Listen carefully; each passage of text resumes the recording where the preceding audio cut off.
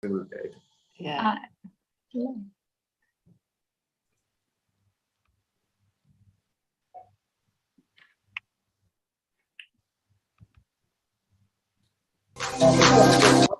Stop sharing. Stop.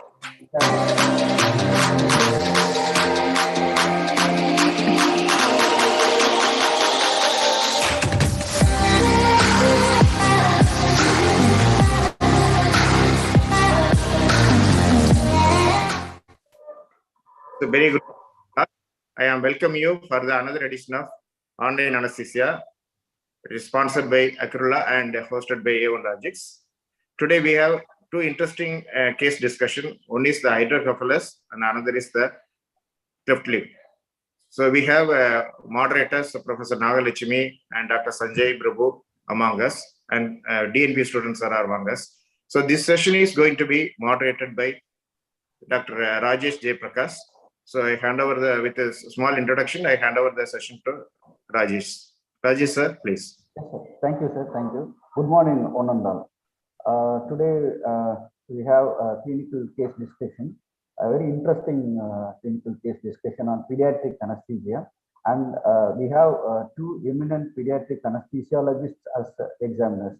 The first topic is case one, is obstructive hydrocephalus, and the second topic is cleft lip palate repair, anesthetic considerations.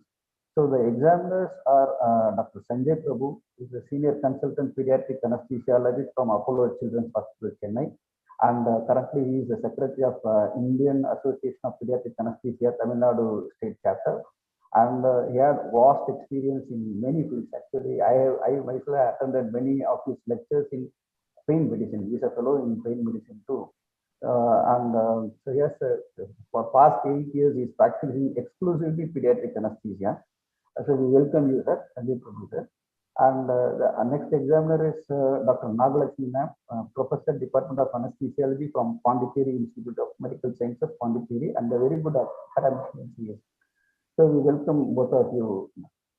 And the postgraduates who are going to present the cases are Dr. Nithya Kannappan and Dr. S. Balaji, both of them from Meenakshi Mission Hospital, Madurai. They are doing DNB. So we will start with the session. The first session is case presentation for obstructive hydrocephalus by Dr. Nithya. Nithya, you can start. Sanjay Prabhu sir and Nagalakshmi madam, both of you can ask questions.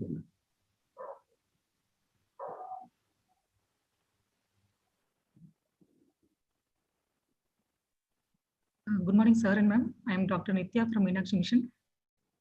I am going to present a case of hydrocephalus. Coming to case history.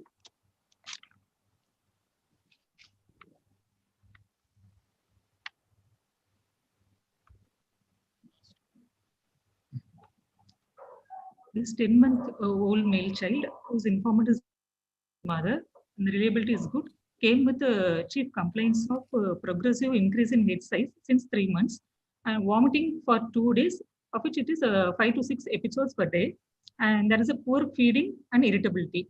No history of fever, seizure, or head injury. Past illness, and no history of recurrent respiratory tract infections, and no other history of significant congenital anomalies. Birth history, he's a first-born male child with normal vaginal delivery. Birth weight is 2.5 kg, and there is no NICU admission, and he's immunized till date. There is no significant past surgical or medical history. Coming to general examination, the child is lethargic, not playful, and afebrile. His height is 70 centimeter, weight is 10 kg, head circumference is 54 centimeter. No pallor, icterus, sinuses, clubbing, lymphadenopathy. No significant any facial anomalies. Dilated scalp veins present.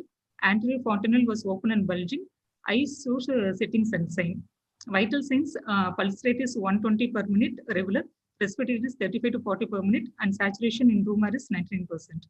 Coming to systemic examination, his respiratory system, bilateral air entry is equal, and no added zones. Cardiovascular system, S1, S2 here in all the areas, all the 4 areas, and no murmur. Parabdomen soft and bowel sounds here. Coming to central nervous system, patient is lethargic, cranial nerves normal except for upward gaze palsy. Poor head control. Deep tendon reflexes are normal. Coming to airway examination, large head, no facial asymmetry. Nasal cavity is normal. Tongue normal. Primary teeth was present. Summary of these cases: this 10-month-old male child with chief complaints of progressive increase in head size associated with vomiting, poor feeding, lethargy, and anterior fontanelles were open and bulging, setting sunshine present. In the provisional diagnosis is hydrocephalus with raised intracranial pressure, and he is posted for ventriculoperitoneal shunt.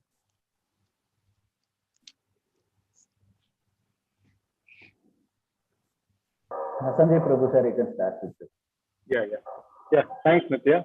So it's one of the very common cases. I think we as pediatric anesthetists get. So we deal with these patients quite regularly, and obviously it's an exam case. So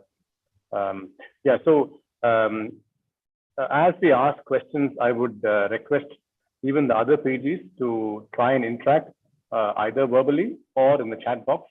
So feel free to answer the questions as per what you see. Or if there are any questions which you want to ask, feel free to sort of type it in the chat box. And I think Rajesh might want to sort of coordinate those questions, which can be left towards the end of the session.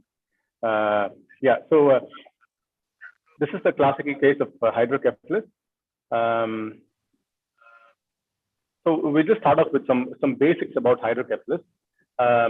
Nitya, thanks for the case presentation. This is the 10-month-old child, yeah? Can you just summarize the positive findings on history, please, Nitya? Just a history, positive findings.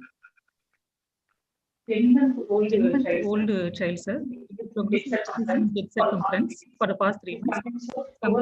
Poor feeding, lethargy, and vomiting. Your voice is echoing. I'm not sure why. Dilated scalp veins present.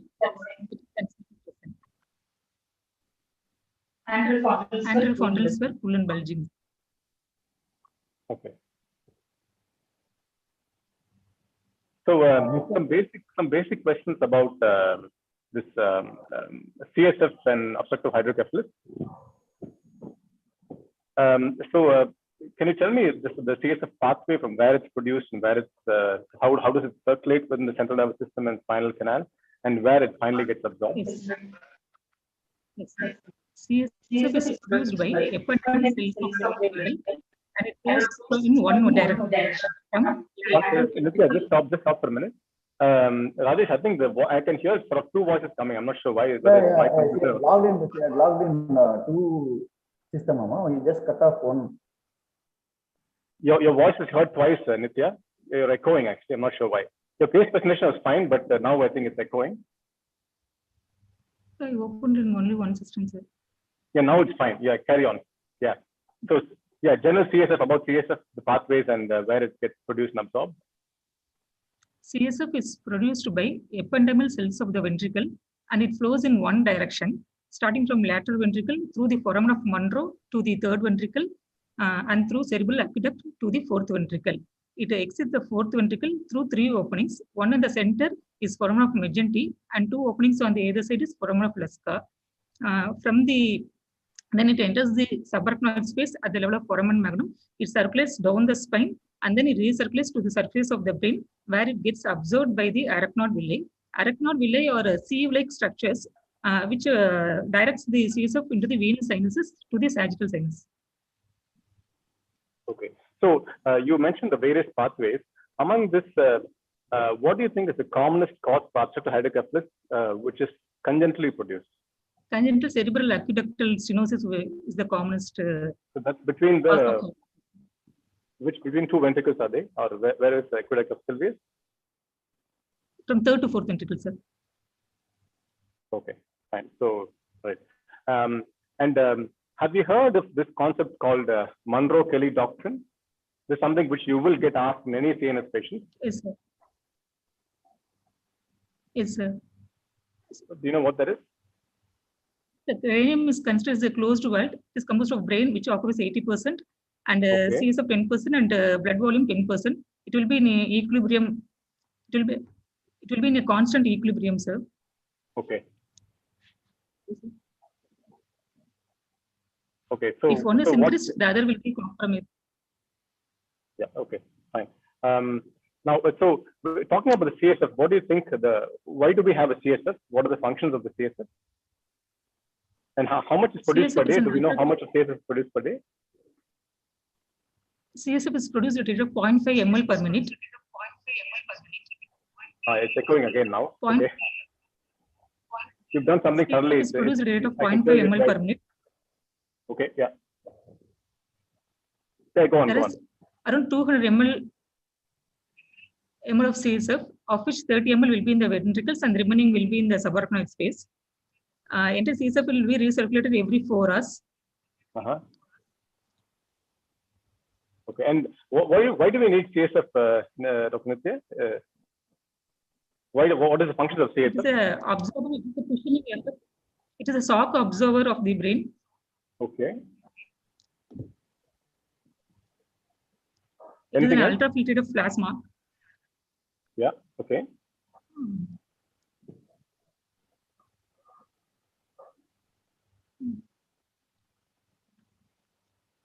Any other functions of CSF? What do we do as anesthetists? What do we do commonly with CSF? Sir, I can't hear. Sir.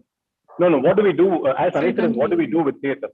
Do we do anything with CSF? We will give spinal anesthesia by injecting drug into the subarachnoid. So it's used as a medium to transport drugs from one place to another place. So you've heard of chemotherapy within the spinal canal. They inject drugs into the CSF. Methotrexate will be injected into the. Yeah, and obviously, for anesthetists, we use it as a technique for a kind of regional anesthesia. And one important thing is about it providing. There's a term called buoyancy. Okay, CSF provides buoyancy to the brain. Buoyancy, B-U-O-Y-A-N-C-Y. So basically, when we have CSF, the effect of the brain is actually decreased from the actual weight. That's one of the important functions of CSF. It provides buoyancy, and also it aids in some hemostasis of ions across the between CSF and the CSF blood-brain barrier and so on. Okay, so what will be the CSF pressure in this child, in a 10-month-old child, the normal CSF pressure? Will be around 70 to 80 centimeter in lying down position. Sir. 70 to 80 centimeter of water. Okay, so you might want to tell in terms of millimeters of mercury as well. So just try and sort of remember both the values. Okay. Do you know how to convert mercury to water? You know the sort of conversion rate? 1 millimeter of mercury is how many centimeters of water? No, anyone? You can do in the chat box. Never mind. So, but when you talk about increased ICT, generally most textbooks talk in terms of millimeters of mercury. So you might want to tell in terms of millimeters of mercury, at least for exam purposes. It's okay now. Yeah. So, so in this child, what do you think by the features of did the child have any features of increased ICT? In this child, yes, sir. Patient having symptoms, nausea, vomiting. Yeah. Okay. Nausea, vomiting. Setting sun sign. Anterior frontals are bulging. Okay. And dilated veins over the scalp. Dilated veins over the scalp. Okay. So what could be the warning signs that this child has to go to theatre as soon as possible? There are some warning signs of acute impending sort of. So the pressure is very high. So what could decrease in the level of consciousness? Okay, child becomes drowsy. Decrease in the level of consciousness. Yeah. Okay. Anything else? Any other rapidly deteriorating child? That's a very general question, general statement. What do you mean by rapid deteriorating child? Rapid Okay, so here the examiner might ask one question. What is Cushing's triad or Cushing's? Cushing's triad is a triad of bradycardia, hypertension, and irregular respiration. Okay, so this is usually a terminal sign. Okay, if someone is displaying these signs, generally it could mean they will crash anytime unless you're going to relieve the CS of pressure in whatever way. So abnormal breathing pattern, okay, decreasing conscious level, hemodynamic disturbances, all these can basically indicate child is going to crash. Okay, so what happens with increasing CSF pressures in the brain? What happens? Why do they sort of become worse and worse? What exactly happens? You told about this Monroe-Kelly doctrine, yeah? So it will start compressing the brain. Okay. Brain structures, it will start compressing. And then what happens next? Damage to the vital structures. Like? Damage to the vital structures. Brainstem will get damage. So in final stage, there will be respiratory, cardiorespiratory compromise will come. Yeah. So at this point, this is not for you, Nitya. This is generally for all exam going PGs. So one is when you normally sort of prepare for your exams, many of us know the concepts. Okay, one is knowing the concept. Second is using appropriate terminologies when you answer a question. And third is trying to practice it either in front of a colleague or with your teacher who was with you in theater. Because many times we know the concepts, but giving it in appropriate terms, I think that makes a big difference in the exam. And in the exam situation, when we are tense, things can be difficult to explain. So try and sort of verbalize your answers beforehand, at least for the common cases, so that during the exam you don't struggle for words. Now, so the question I was asking was, when you have an increased intracranial pressure, the terminology I was looking was you will have herniation, yeah? Herniation of structures within the brain, of which the most devastating will be the tentorial herniation. Yeah, tentorium is basically the brainstem, the cerebellar tonsils, all this will herniate. So basically this will lead to, you have heard about the term coning, isn't it? Coning.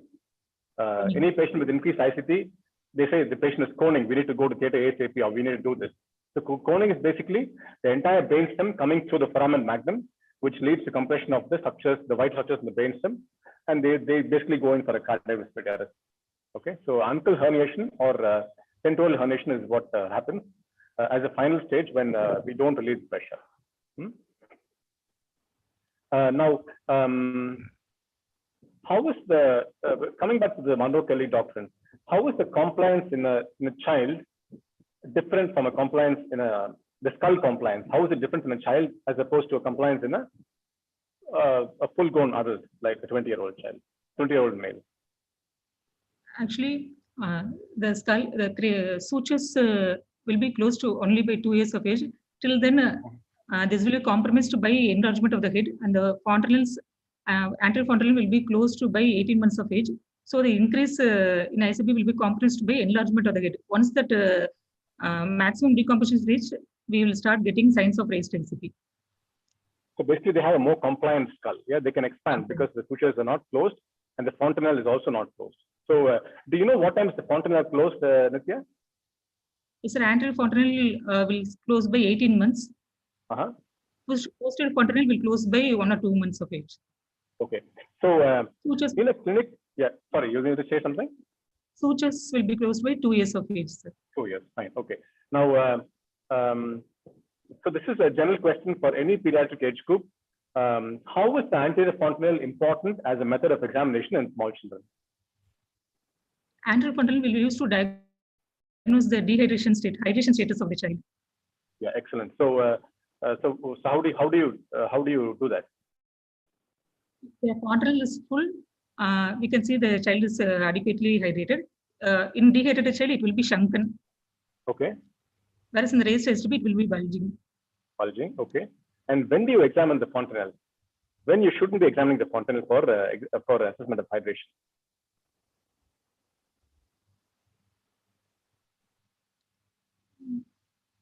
Okay, when a child is crying, you cannot examine the fontanelle.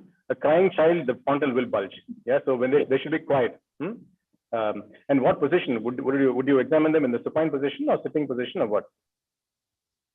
For assessing dehydration. In the supine position. Supine is preferable, but again, it doesn't matter too much. But yeah, so generally they say if the skin over the fontanelle is below the dipole of the skull, usually there at least 10% dehydration is there. Now the skull table. So if the skin is below the skull table, their general dehydration is around 10%. So bulging fontanelle, yeah. So that's one of the fontanelle anterior fontanelle examination is a sign of assessment of hydration. Okay. Now you told about dilated veins over the scalp, yeah. Yes, sir. So Yes, sir. is there any benefit of that one? That is a sign of a raised ICP. There is a reversal of flow that indicates the reversal of flow through the intracerebral venous sinuses due to the raised ICP. Okay, reversal of flow in the sense what from where to where? Intracerebral venous sinuses. Okay. Now, To the scalp.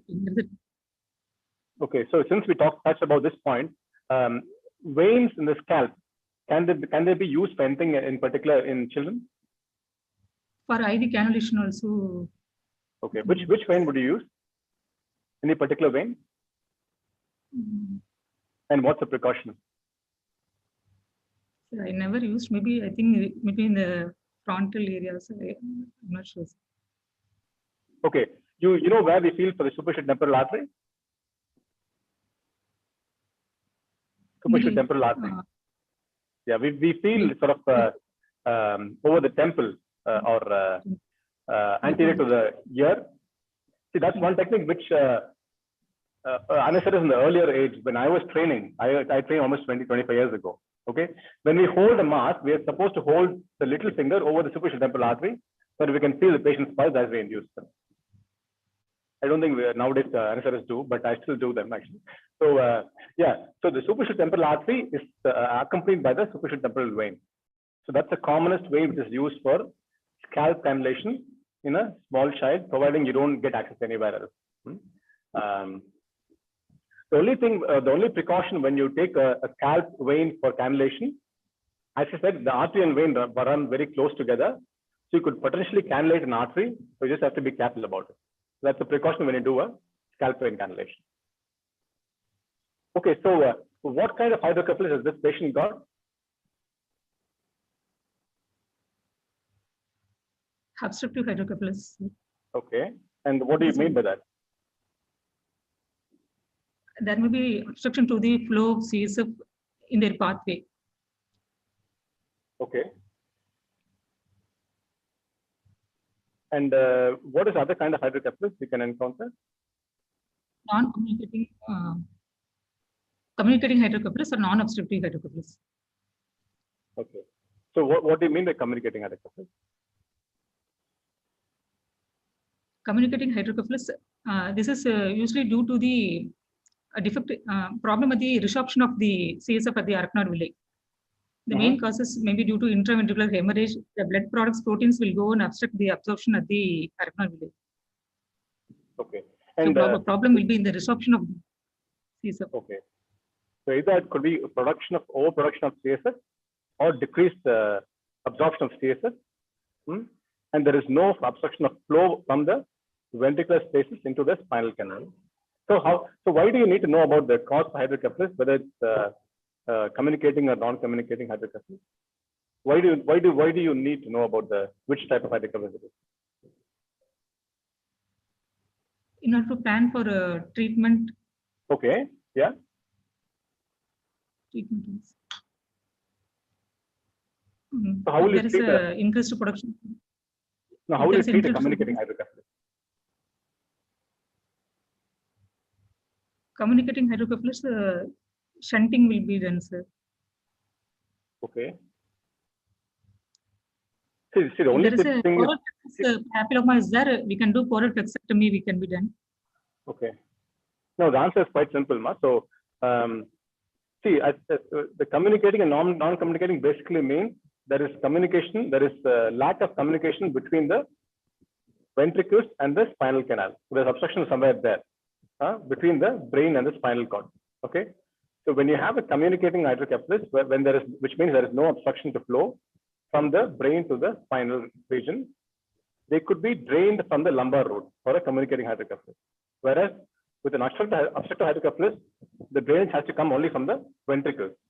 The pressure has to be relieved by only putting a needle into the ventricles, then you can relieve the pressure. Okay. So any other causes for hydrocephalus apart for congenital hydrocephalus? You mentioned aqueductal stenosis. Any other causes? Causes for non-communicating hydrocephalus. Congenital causes includes cerebral aqueductal stenosis, vein of Galen malformation, ulnar cherry malformation, Dandy Walker syndrome. Okay. Whereas aqueduct causes includes tumor, post meningitis, post-infectious adhesions. Okay. Whereas for communicating hydrocephalus, congenital causes includes achondroplasia, any craniofacial tumors. Aqueduct causes includes intraventricular hemorrhage. So when you examine a patient with such a child with hydrocephalus, what all things you would do in the systemic examination? Or generally, when you examine a child coming for this kind of a surgery with a large head, what else will you check routinely? I know you mentioned some things, but I just want you to answer the question again. I will check respiratory system. Okay. I'll do systemic examination, sir, starting from respiratory system. Okay. I'll look for symmetry on the chest wall of trachea, midline, trachea, and shape of the chest. It's moving bilaterally. I just want you to mention only the salient features as to what else will you look for in a child coming with hydrocephalus. Any other things you will look for? Sir, I'll look for signs of dehydration.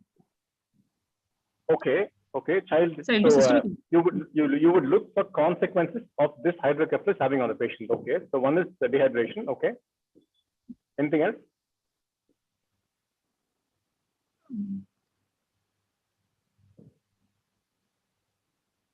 I will do systemic examination, respiratory system, cardiovascular system. I look for any congenital anomalies are there. Very good, very good. Okay, so that's what I was expecting. So any child with one congenital abnormality, you always look for one more abnormality, which could be there, which may not be there. Okay. So in a hydrocephalus child, what all will you expect? Additional abnormalities in a hydrocephalus child. Child may have cardiac anomalies. Very good. Okay. So any because that makes a significant difference in how we manage these children. So always look for cardiac anomalies in any child coming with one congenital defect. Okay, that is one. Second, anything else?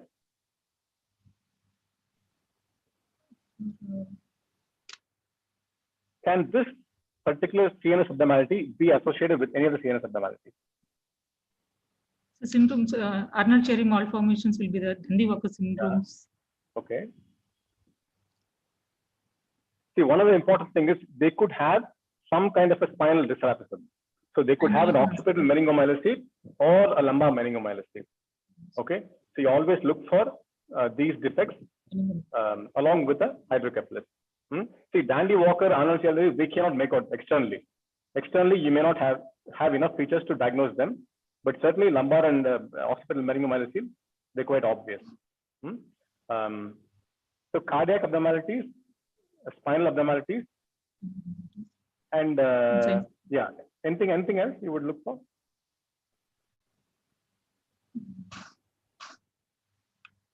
Again, external defects in the limb. Okay, limb defects.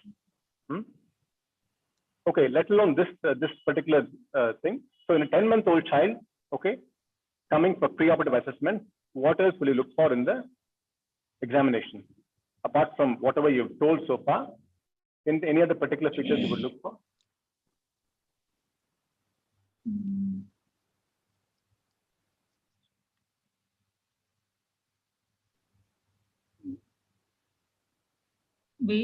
Veins, I have to look for. Excellent. Okay, I was specifically looking for that particular point. Yeah.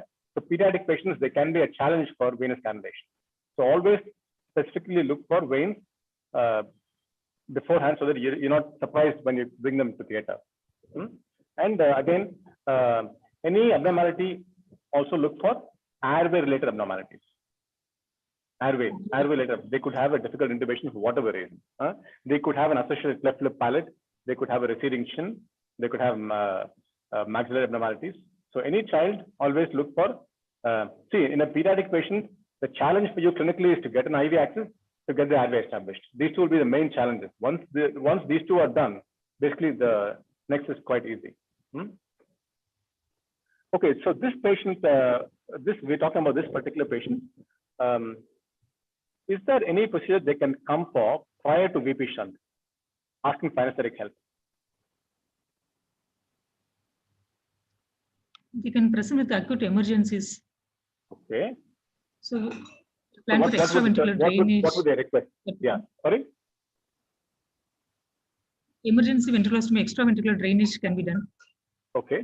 Patient can present with acute symptoms of any meningitis there, rapid relieving of, to rapidly relieve the pressure.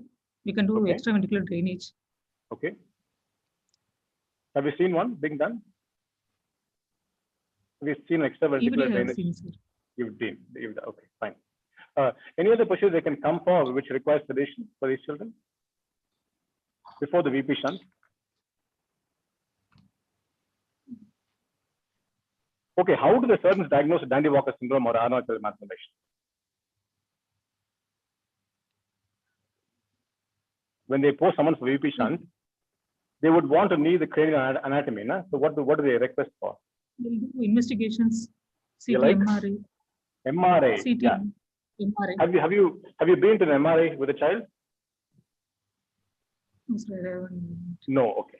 No. Never mind. Okay. So yeah. So at least our surgeons, most of them, prior to a VP shunt, prior to as an examination or an investigation for hydrocephalus, to see what is the abnormality, they always request for an MRI. So most of the children, the first time they encounter an anesthetist, they come for an MRI scan. So that is a big topic by itself, anesthesia for MRI in a small child. So since you've not done it, I wouldn't sort of go ahead with that question. Yeah, so this child is coming for a VP shunt procedure. Yeah. Okay. So what investigations would you ask? I will ask basic blood investigation, hemoglobin. As the child is feeding poorly, vomiting is there, I look for anemia, total count, differential count to check for any infections, serum electrolyte. Because of vomiting, there may be electrolyte imbalance. So I look for serum electrolyte and renal function test and blood sugar. Chest X-ray. Okay. To look for any aspiration as a child. Okay. Sir. So in a vomiting child, what would you expect in terms of electrolytes? Hyperchlorine, there will be a loss of hypokalemia will be there. Potassium loss. Only potassium loss? Sodium and potassium will be lost. Okay. Hyperchloremic metabolic acidosis will be there. So what electrolytes will be low? You said sodium, potassium, then they'll have an alkalosis, then anything else?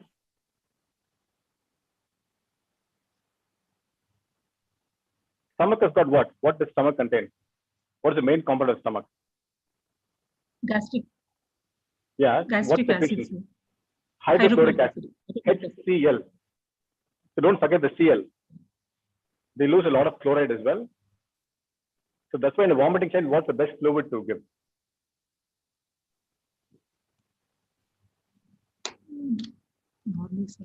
Normal.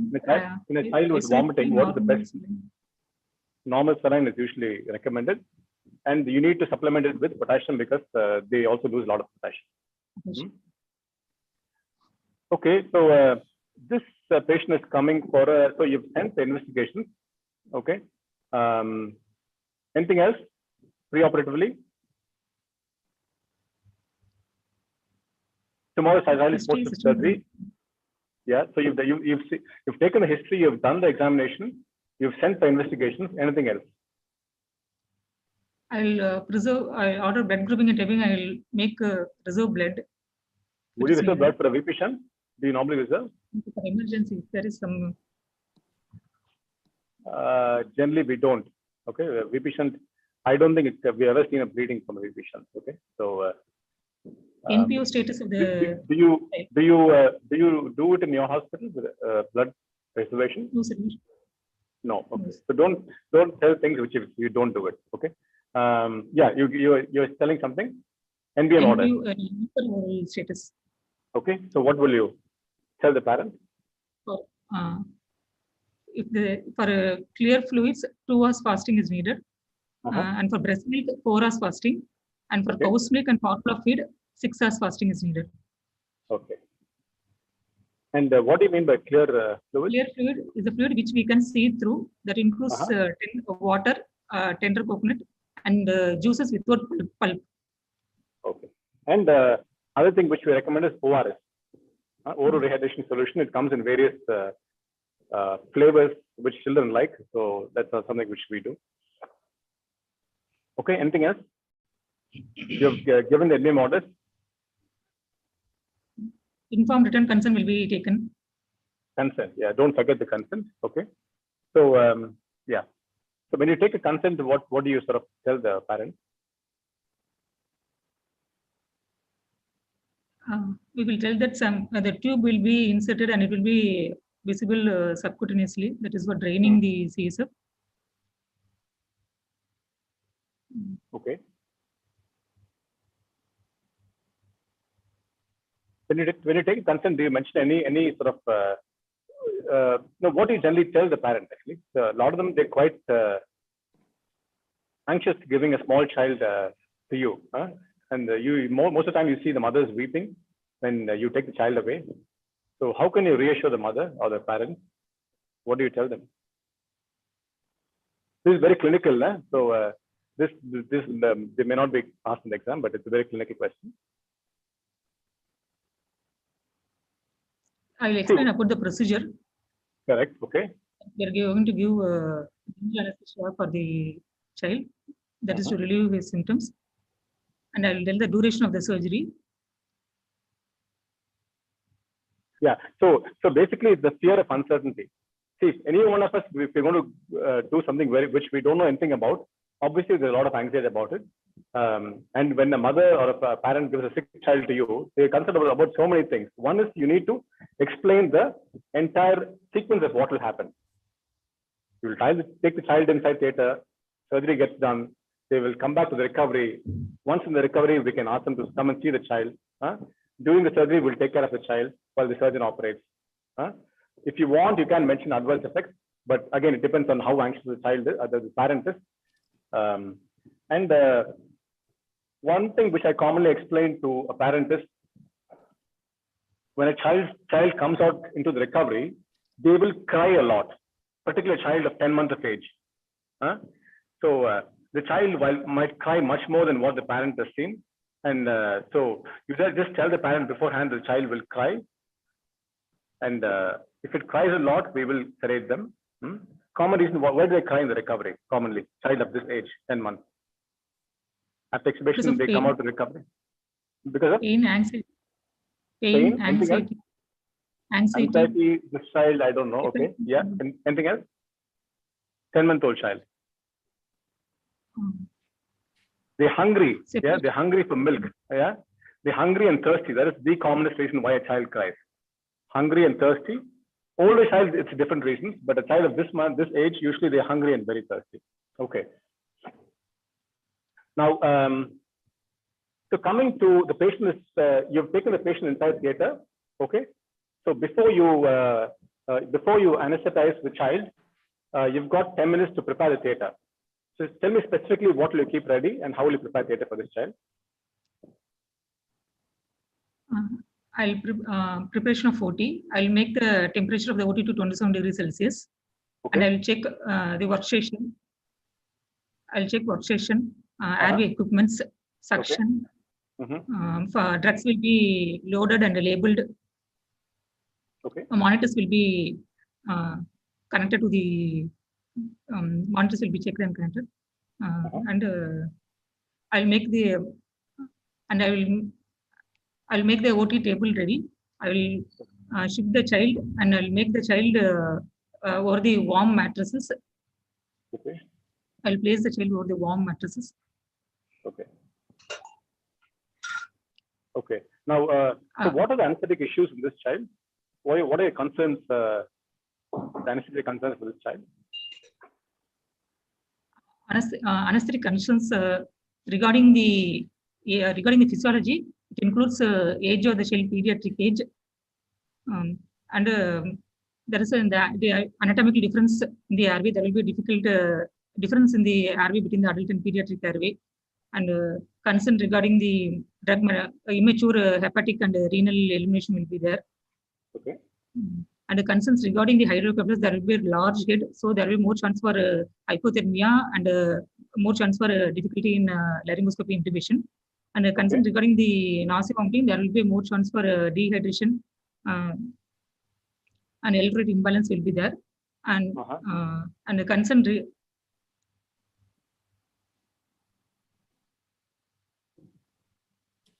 Okay. Now, so okay, that's fine. So, how would you prepare for a difficult airway for this child?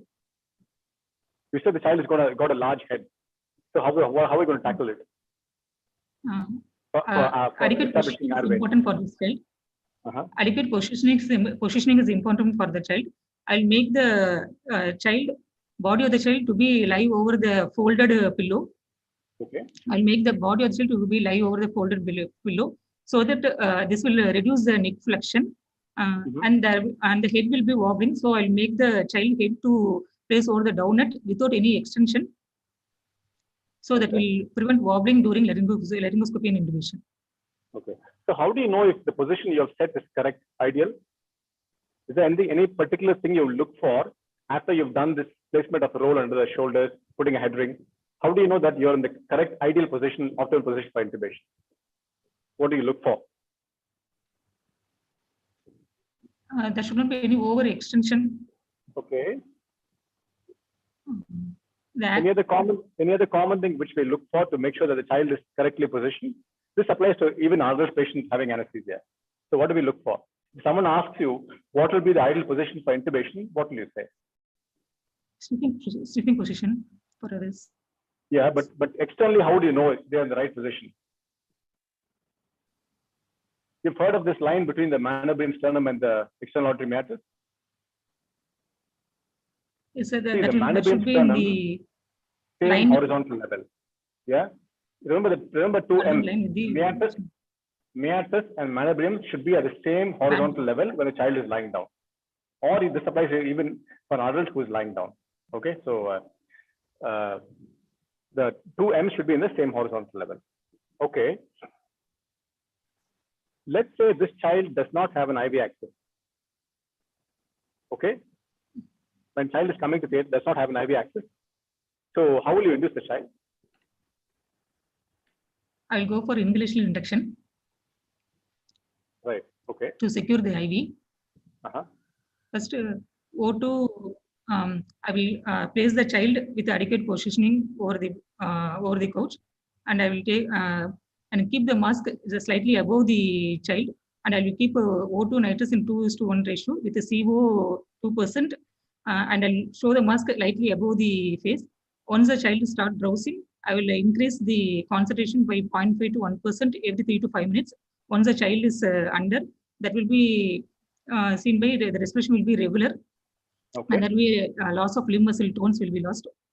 Okay. Then I will keep the mask tight and I will back mask ventilate and I will secure the line. Okay.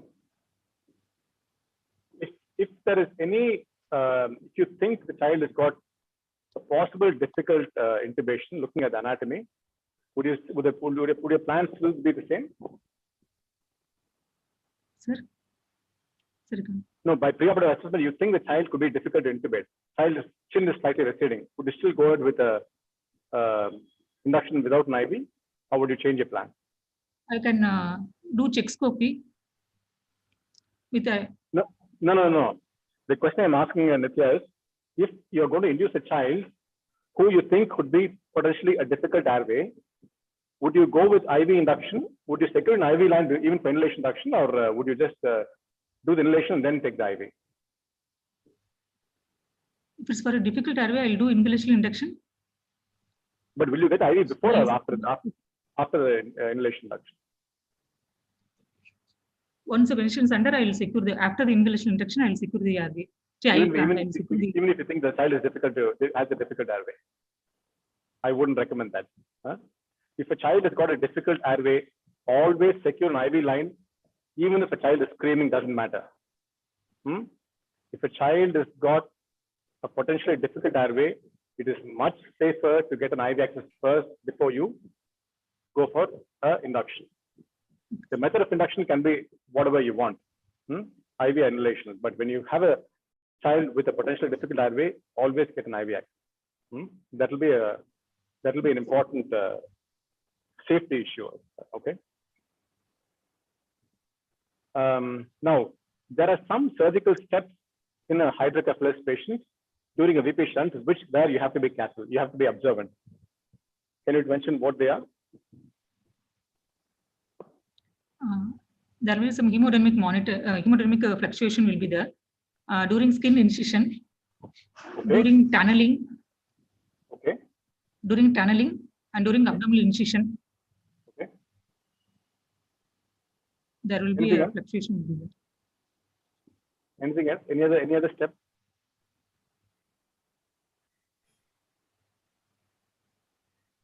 During placing scalp incision and placing the proximal end of the catheter and draining the CSF, there may be a chance of sudden hypotension will be there. Why do you think that can happen? Sudden release of CSF leads to hypotension. Okay. Have you seen a bradycardia? Yes, a bradycardia will be there. See, one is release of CSF pressure. Any other point?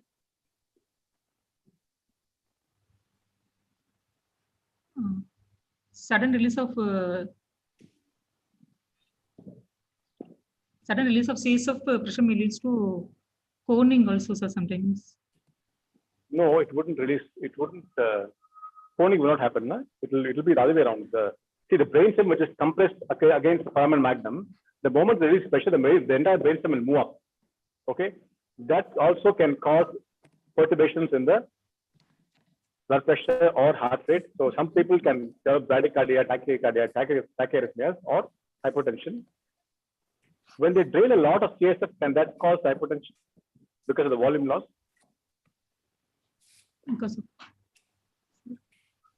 No, because of the volume of the CSF. If they drain suddenly, if they drain 50 ml, can that produce a hypotension? They'll produce hypotension. Can it? No, sir. Initially, for 50 ml, it won't be that that much hypotension will be there. Okay, let's say 100 ml. Sudden drainage 100 ml can produce hypotension. Huh? I'm not sure about the volumes. Not sure. Okay. So does loss of CSF cause hypotension? That's the question I'm asking. It shouldn't. Okay. CSF is not part of the intravascular or extravascular volume. It is a transitional fluid, which means it doesn't get involved in the fluid exchanges. Sudden loss of CSF does not cause hypotension. Now, the surgeon is asking how much local anesthetic can I use for scalp infiltration for this child? And what will you say? 0.25% bupivacaine. How much does the child weigh? 0.25% bupivacaine, 0.5 to. How much does the child weigh? 10 kg. 10 kilos. Okay. 10 kg. Okay. How much will you give? 0.25% to 0.5 to 0.75 ml per kilogram body. So it will be around 5. Will be around 5 ml. Is there any particular blocks you can give for this child? Yes, sir. They'll usually do perithooccipital burr hole. They'll do. So we can block auriculotemporal nerve, zygomaticotemporal nerve, auriculotemporal nerve in front of the tragus, zygomaticotemporal nerve along the zygomatic arch, and lesser occipital and greater occipital nerve along the external occipital, along the line joining the external occipital protuberance to the mastoid process. Okay. So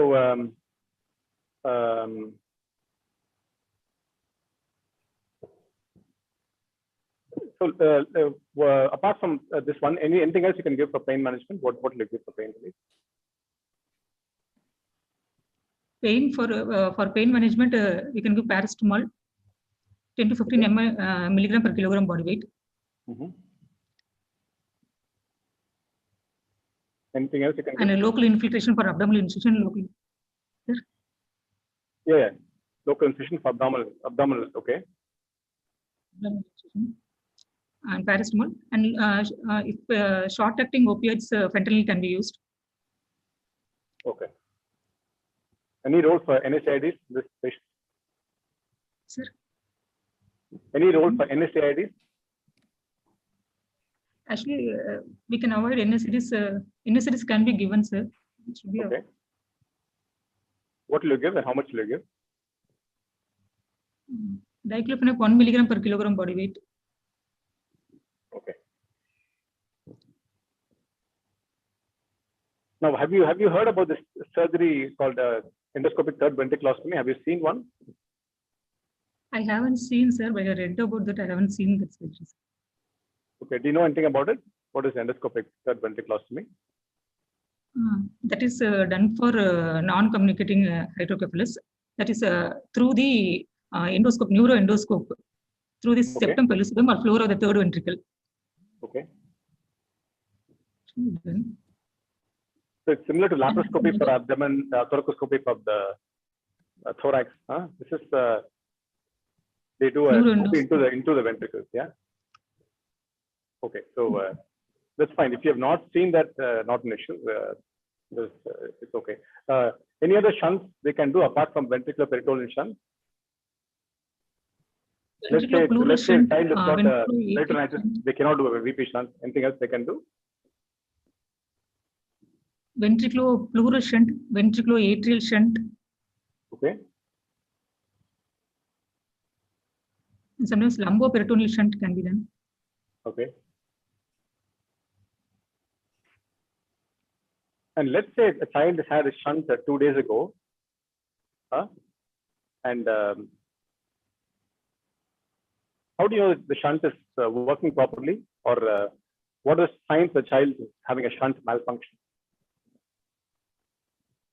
If the shunt is malfunction, it is not working properly, child will start developing the signs of raised ICP like nausea, vomiting. Sometimes child will start will behave lethargic, and we can assess for the patency of the shunt through valve which is usually placed behind the ear. Okay. And that reservoir will be there. If we can aspirate CSF through that, and we can push CSF through that to check for the patency of the shunt.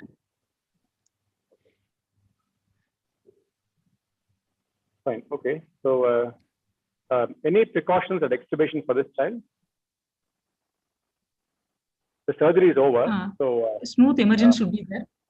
Okay. We have to go for smooth emergence in order to prevent the rise in ICP. We should not allow the child to cry post extubation also. So we need a smooth emergence. Okay. And how will you do that? After adequate. What is the commonest adverse effect which occurs at extubation in a child of this age group? A child may go for spasm. Okay. So if you want to prevent laryngospasm, and at the same time you want a child which does not cough or comes out very smoothly, what can you do? Just tell me one maneuver you can, or something you can do to prevent both complications. We can give jaw thrust. No, you're wanting a smooth emergence, no? You want a child who does not want to be coughing too much, but at the same time, you don't want laryngospasm. So what can you do to prevent this? We can extubate the child in deeper plane, and we can mask ventilate till the child is spontaneously breathing. Okay. So tell me one contraindication for a deep extubation in a child, in a small child, or anyone for that matter. Any difficult airway? Okay, the child has got a difficult mask ventilation. Difficult airway, it's a combination of many things. It could be difficult mask ventilation, difficult laryngoscopy, difficult intubation, difficult SGA placement, difficult tracheostomy, difficult fauna. Yeah.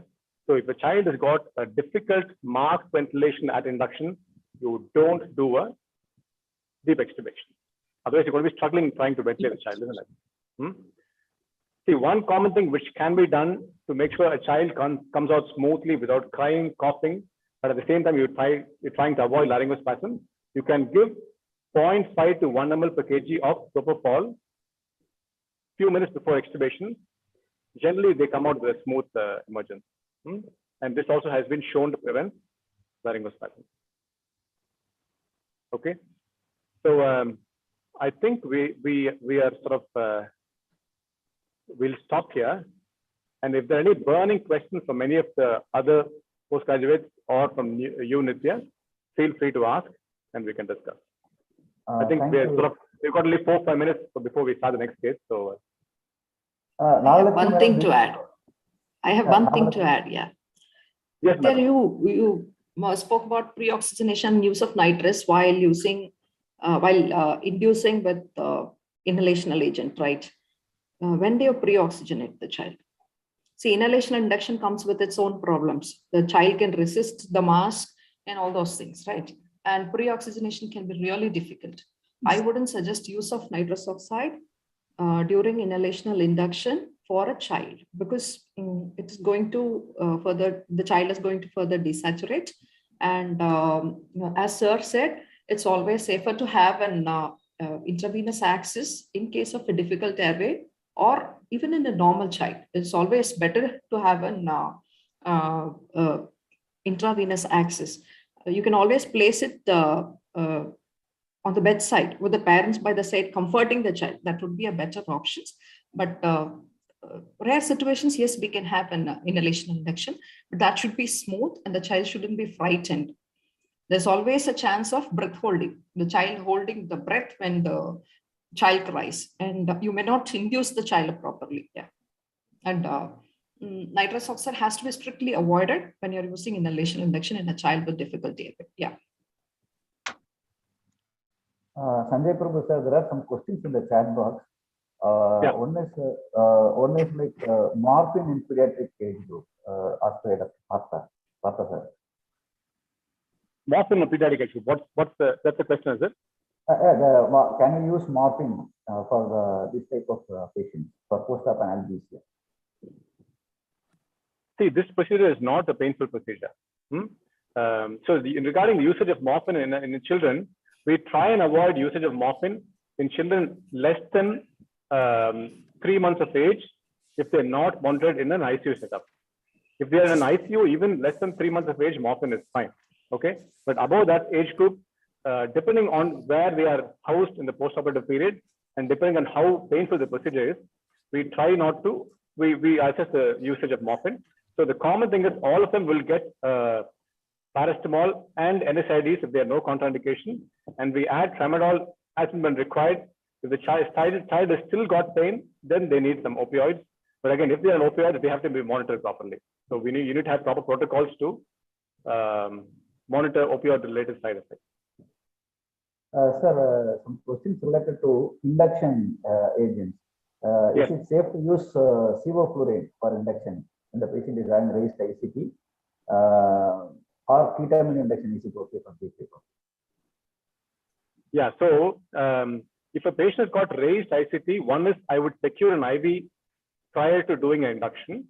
Okay, and I would go with IV induction because all volatiles do increase cerebral blood flow and they can increase intracranial pressure. So IV anesthesia is usually a safer whenever they have a raised ICD.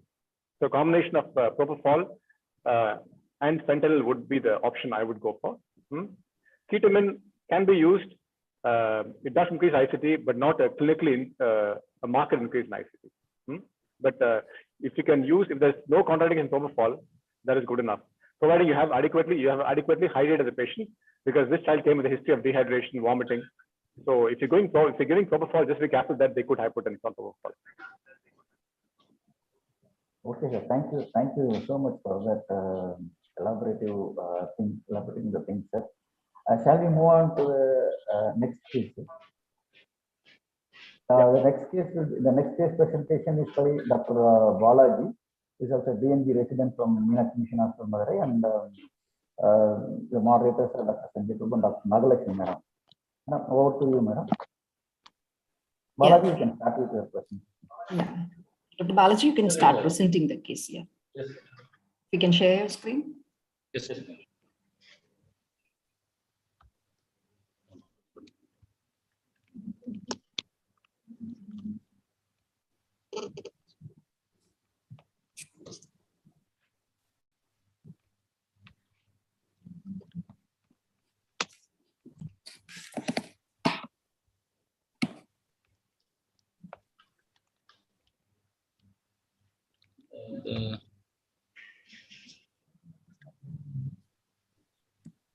Good morning, ma'am. There's a problem over here sharing. But that's okay. If you can't share, you can just present the case. Yes, ma'am. 1 minute. Your voice is echoing.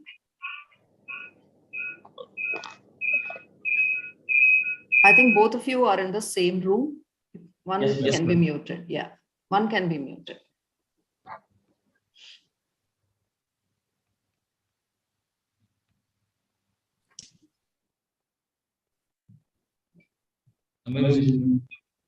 Yeah. Good morning to all.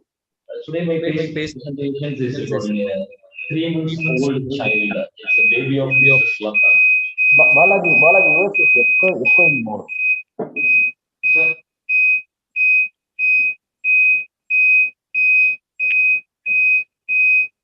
You can switch off one of the computers.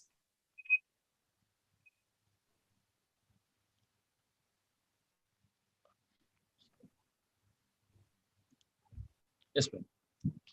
Yeah. 3 months old child is a baby of Mrs. Lata, who hails from Madurai, was brought to her hospital by her mother, who is a reliable informant, who came with the complaints of abnormality in lip since birth, and there is a difficulty with feeding and sucking along the baby. And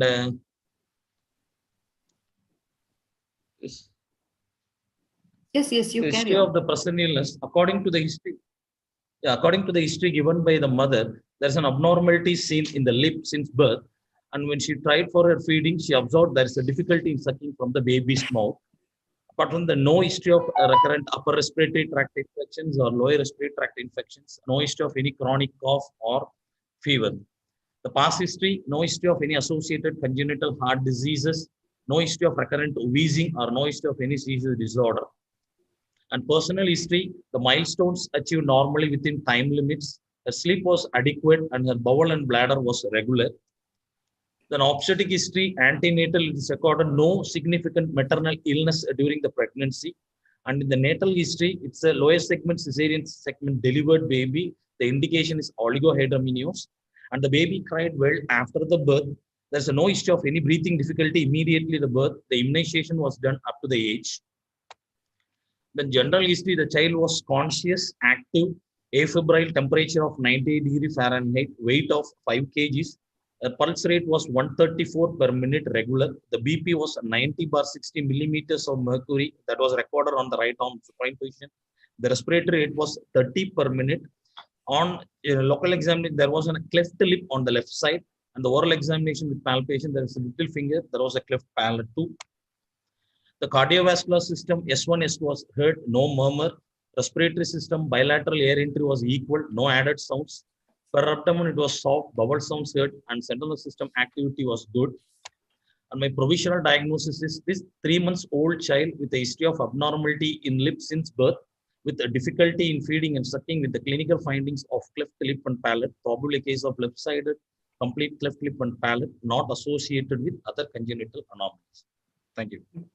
Okay, that's a very good complete diagnosis.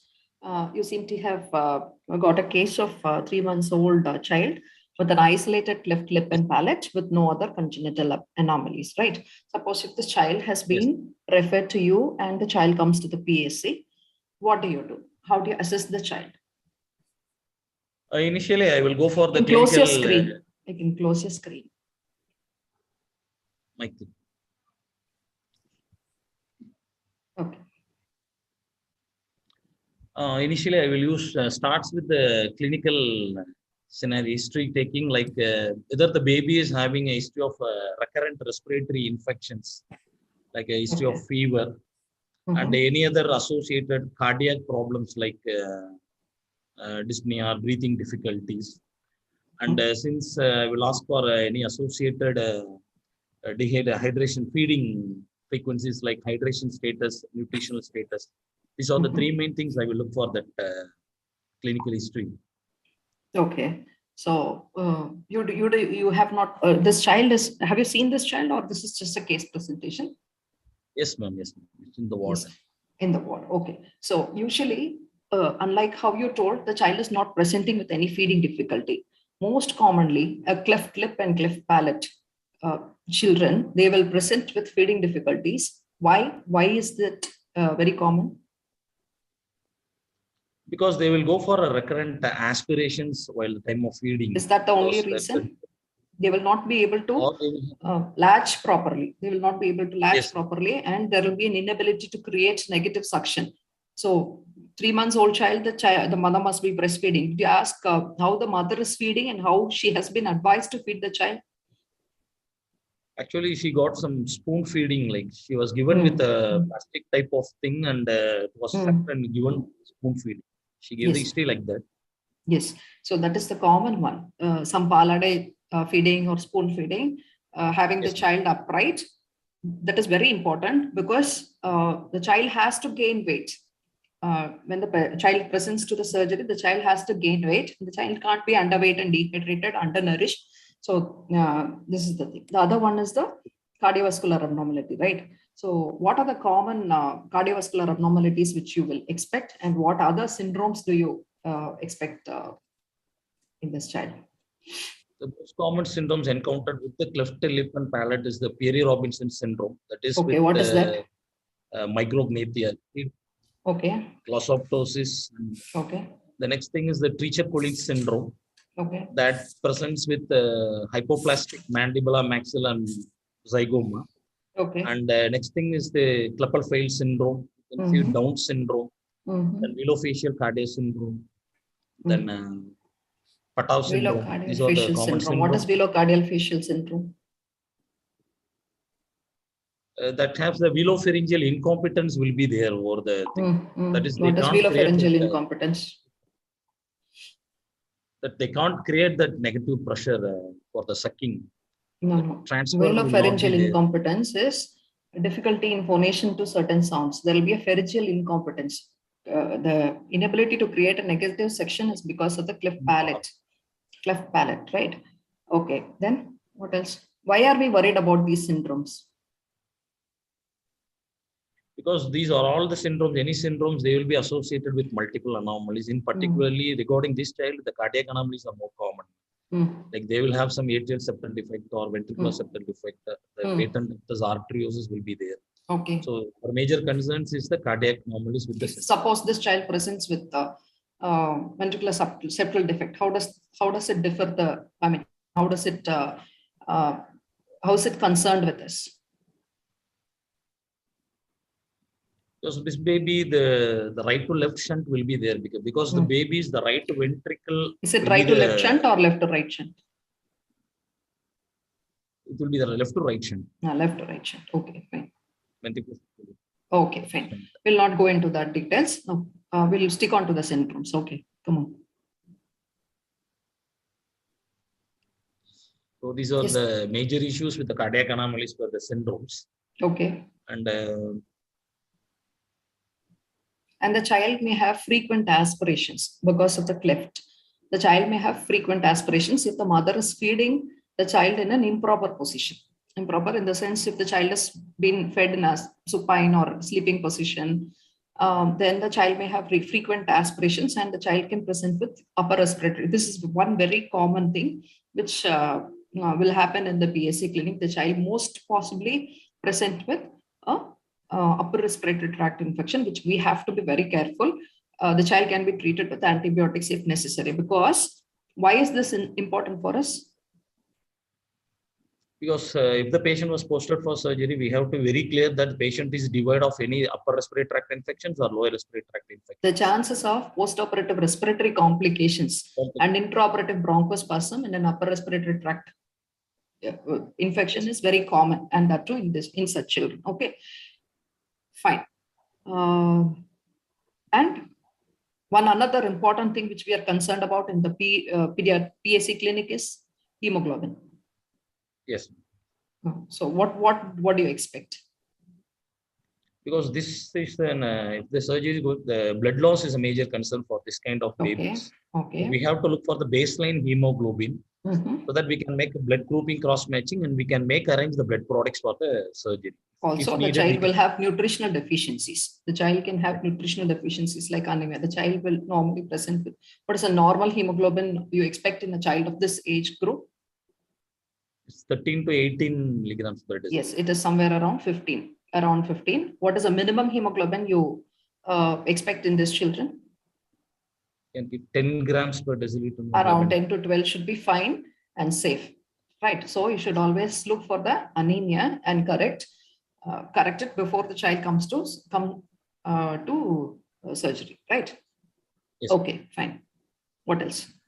And the syndromes, you are talking about such syndromes. Now, why we are particularly worried about the syndrome is most of the syndromic children will have a difficult airway. An isolated cleft lip and palate might not have difficulty in mask ventilation. That is one important thing. So syndromic children will have a difficult airway. We'll expect a difficult airway in a children with syndromes, right? So can we talk a little about the embryology of the face development of face and causes of cleft lip and palate? The face development initially starts at the 4th week of gestation. The face development starts. Okay. Initially, there will be a group called the stomatodium, that is the future mouth. Okay. And around that stomatodium, there are 3 main processes will be there. One is the frontonasal process that gets divided into medial and lateral. Mm-hmm. And the thing is mandibular arch from the first pharyngeal arch that gets divided into the maxillary process above and the mandibular process below. Mm-hmm. The right and left mandibular process, they fuse to form the lower lip and the lower jaw. Okay. And the maxillary process, the right and left, along with the medial frontonasal process, they form the upper lip. Okay. Yes. They form the upper lip. This is the anterior. Okay. So this maxillary process in. Okay, tell me. Yes, ma'am. So this is the frontonasal prominences. This right and left mandibular prominences, they fuse to form the lower lip and the lower jaw. Okay. And in the right and left maxillary process, along with the medial frontonasal process, they forms the upper lip. Okay. Whereas the lateral nasal process, they form the nasal ala. Okay. Then posteriorly, this maxillary process, along with the medial nasal process, they form the primary palate. Okay. And the posterior, the 2 right and left maxillary process in the posterior part, they form the secondary palate. Mm-hmm. The primary and the secondary palate at the 6th week of gestation, they fuse, where the anterior part gets ossified and get converted into hot palate, and the posterior part is not ossified and gets converted into soft palate. So it's complete gets at the 12th week of gestation. Yes, that's very good. So in summary, though cleft lip and cleft palate occur together or they can happen together, the embryology is totally different. So cleft lip results from the failure of fusion of maxillary and the medial nasal process, and cleft palate results from the fusion of the palatal shelves. From the maxillary process. So this is the brief embryology. And is there any classification which we can go out just for the completion's sake? That's a VO classifications for the cleft palate. Yes, very So good. the class 1 people, they have the defect only in the soft palate. Class 2 people, they will have the defect along the soft palate and the hard palate up to the incisive foramen. Yes. Then group 3, they have the complete unilateral, there is a soft palate, hot palate up to the alveolar ridge. Alveolar ridge, right. E is the complete bilateral. Okay. Is there any other classification? There are some other classification also. So there is Davies and Ritchie classification. This is all for the completion sake. I'm just putting it up. And then the views classification, as you have told, there is something called Kernahan's and star classification. So where they number it, and this is for the ease of the surgeons, right? There is another plastic surgeons classification where they divide into anterior palate and posteralveolar clefts, right? So this is about the classification. Okay. Now, what is the ideal timing of closure of the cleft lip and cleft palate, and what is the aim of closure? So why do we have to close it? Cleft lip, the ideal time was 3 months, because we have to promote the sucking, to maintain that nutrition and hydration. We have to maintain that. And for cleft palate, it is 6 to 9 months, because the baby has to get the speech development. Some social contact will be there. Social contact has to be there for their milestone development. So these are the ideal time for the repair. And that's one rule called Kinless rule of 10 for the cleft lip and palate.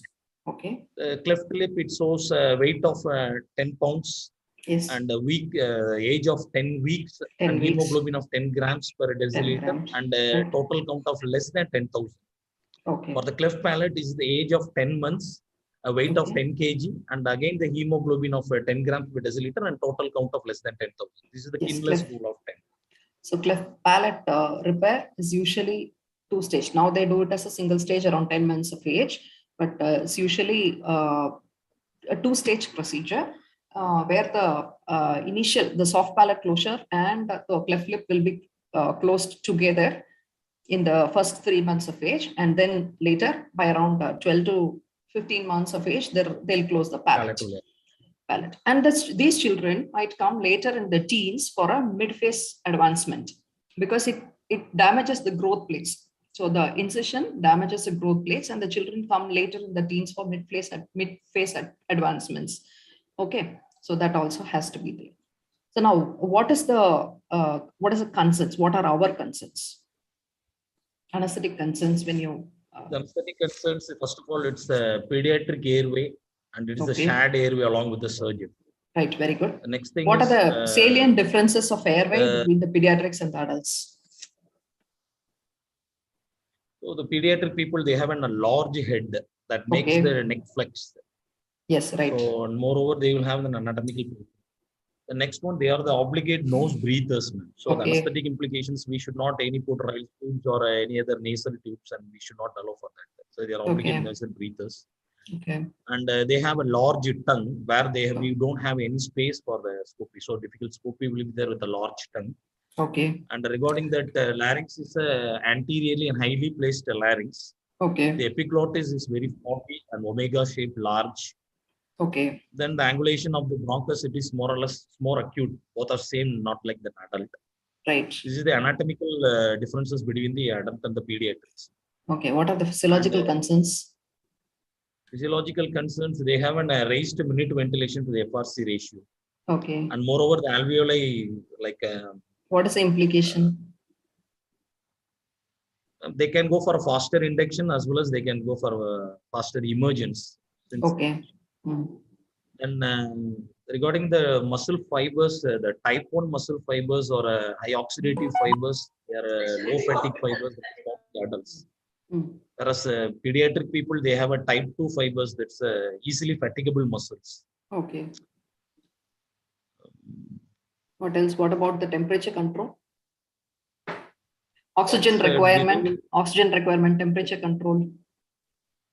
3 months old child. They maintain the temperature with the non-shivering thermogenesis. Okay. They maintain the brown fat oxidations that's found around the scapula. What is our concern? How should we be careful in preparing the OT? Dr. Nitya told about something.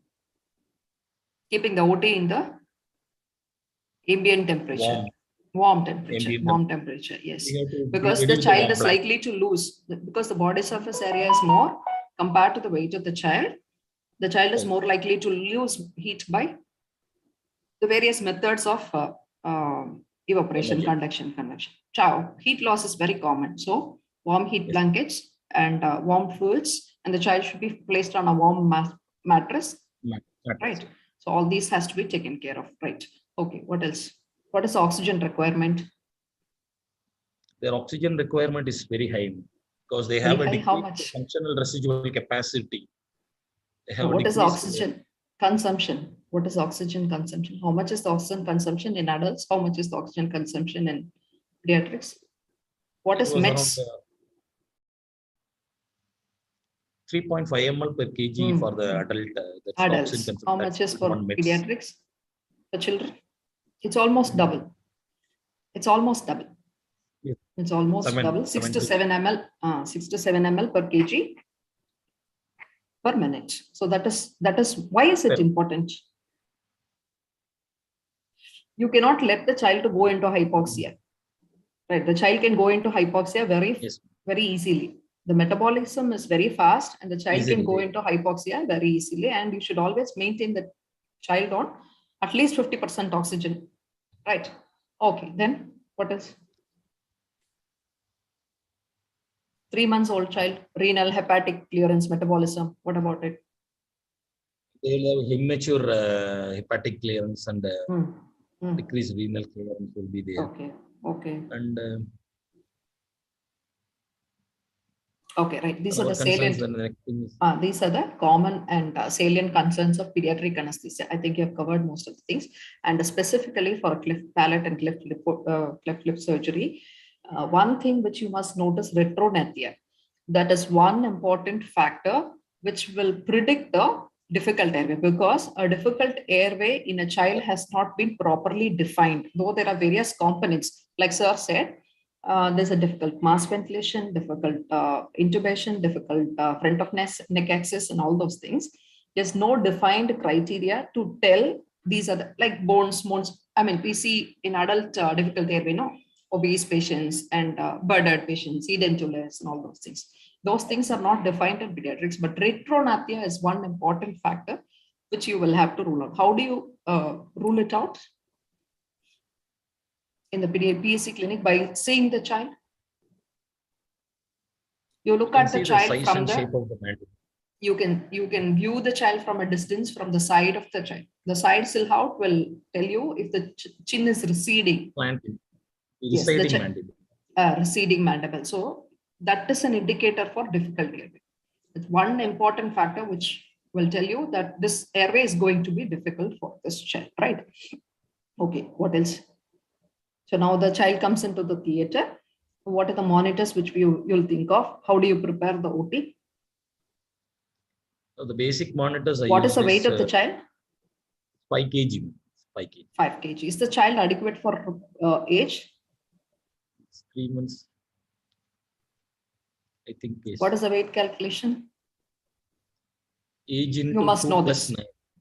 9. You Age must into know 2 this plus. actually. Age into 2 plus 9. Age plus 9 by 2. So a rough calculation is the child doubles its birth weight by 2 at 5 months of age. Right. What is the birth weight of this child?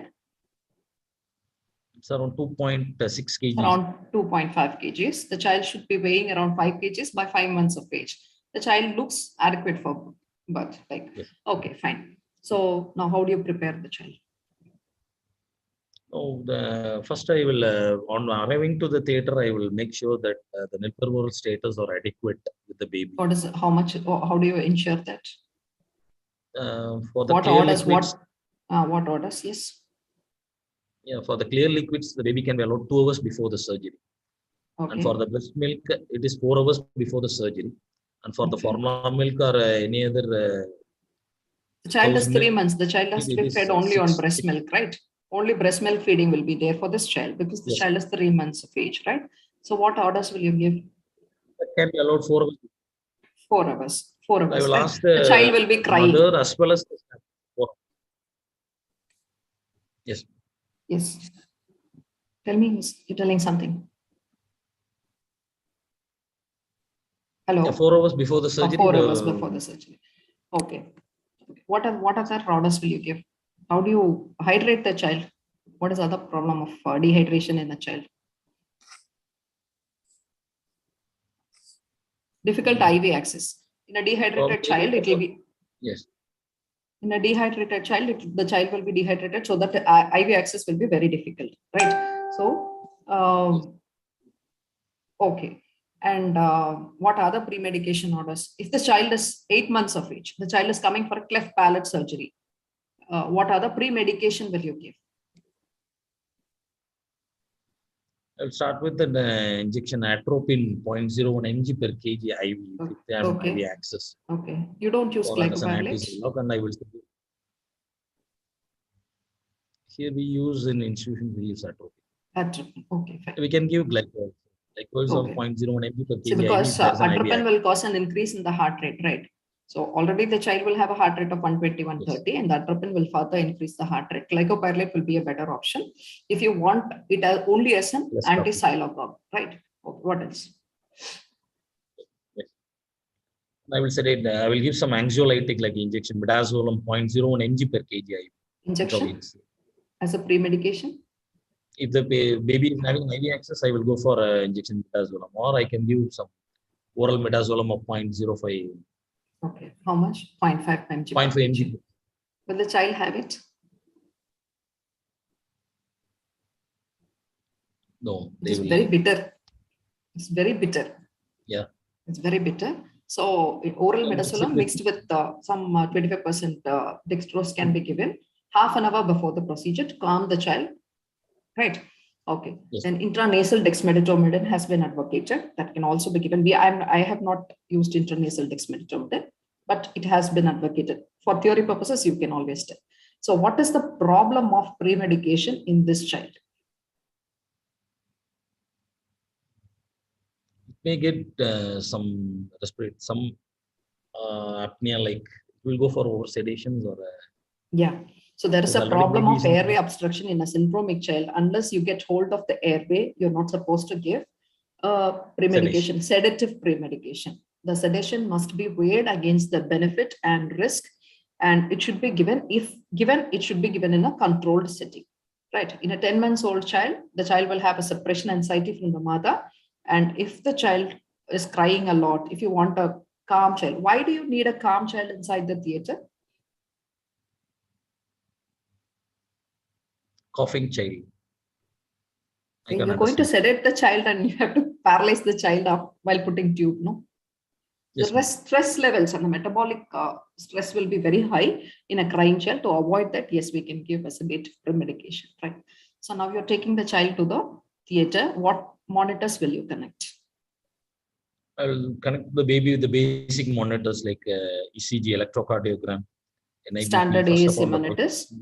Standard ASA monitors like ECG, heart rate, pulse oximeter, and pulse oximeter. What is saturation? Saturation, that pulse oximeter. Saturation. And NIBP, non-invasive blood pressure measurement. Okay. Okay. Induction. I will start with since it's a baby, it's a difficult airway scenario. We can start with an inhalational induction, like along with the oxygen and dial constant. You already have an IV line. No, why do you want to start the patient on inhalation induction? We are in our institutions, but we'll have some inhalation inductions initially. Okay. So anyhow, an unpredicted difficult airway may occur. So we will play the inhalation inductions. After the baby gets adequate depth, we will go for the intubations and followed by some opioids and IV induction agents. Okay. So induce the child with inhalational agent. What is the sequence of inhalation induction? So after arriving to the baby, after seeing the baseline monitors and the vitals, if the baby can go with 5 liters of water and 3% dial concentration of the, we can go up to 6%. Okay. I can with or without nitrous? make the baby sedate and we with or without nitrous? What is the target endpoint? No, I will give no nitrous. No nitrous. Okay, very good. What is the target of pre-oxygenation? target point, endpoint of pre-oxygenation? It's 3 minutes of, and the baby completely. See, target will endpoint not, is something which you can see on the screen, right? What is the target endpoint of pre-oxygenation? The Have you patient heard goes about apnea, end that tidal we oxygen may be, concentration? Somebody is prompting in the chat. It is not FiO2, it is end tidal oxygen in the screen. You can see it in the screen. End tidal oxygen of more than 90 should be the endpoint of pre-oxygenation, right? So you induce the child, and then what do you do? After inducing, I will go for an gentle scopy. I'll put the laryngoscopy and look for the airway. Neuromuscular blockers, you don't want to give neuromuscular blockers.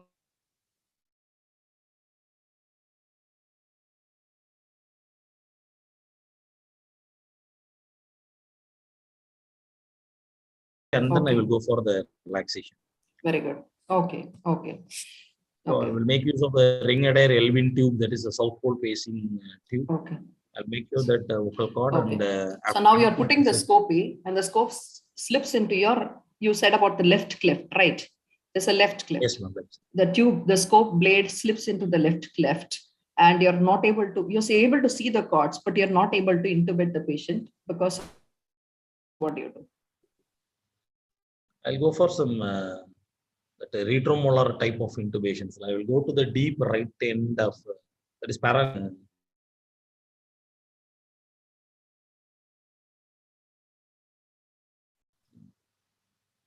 I will keep some gauze, sir. Yeah, that's all.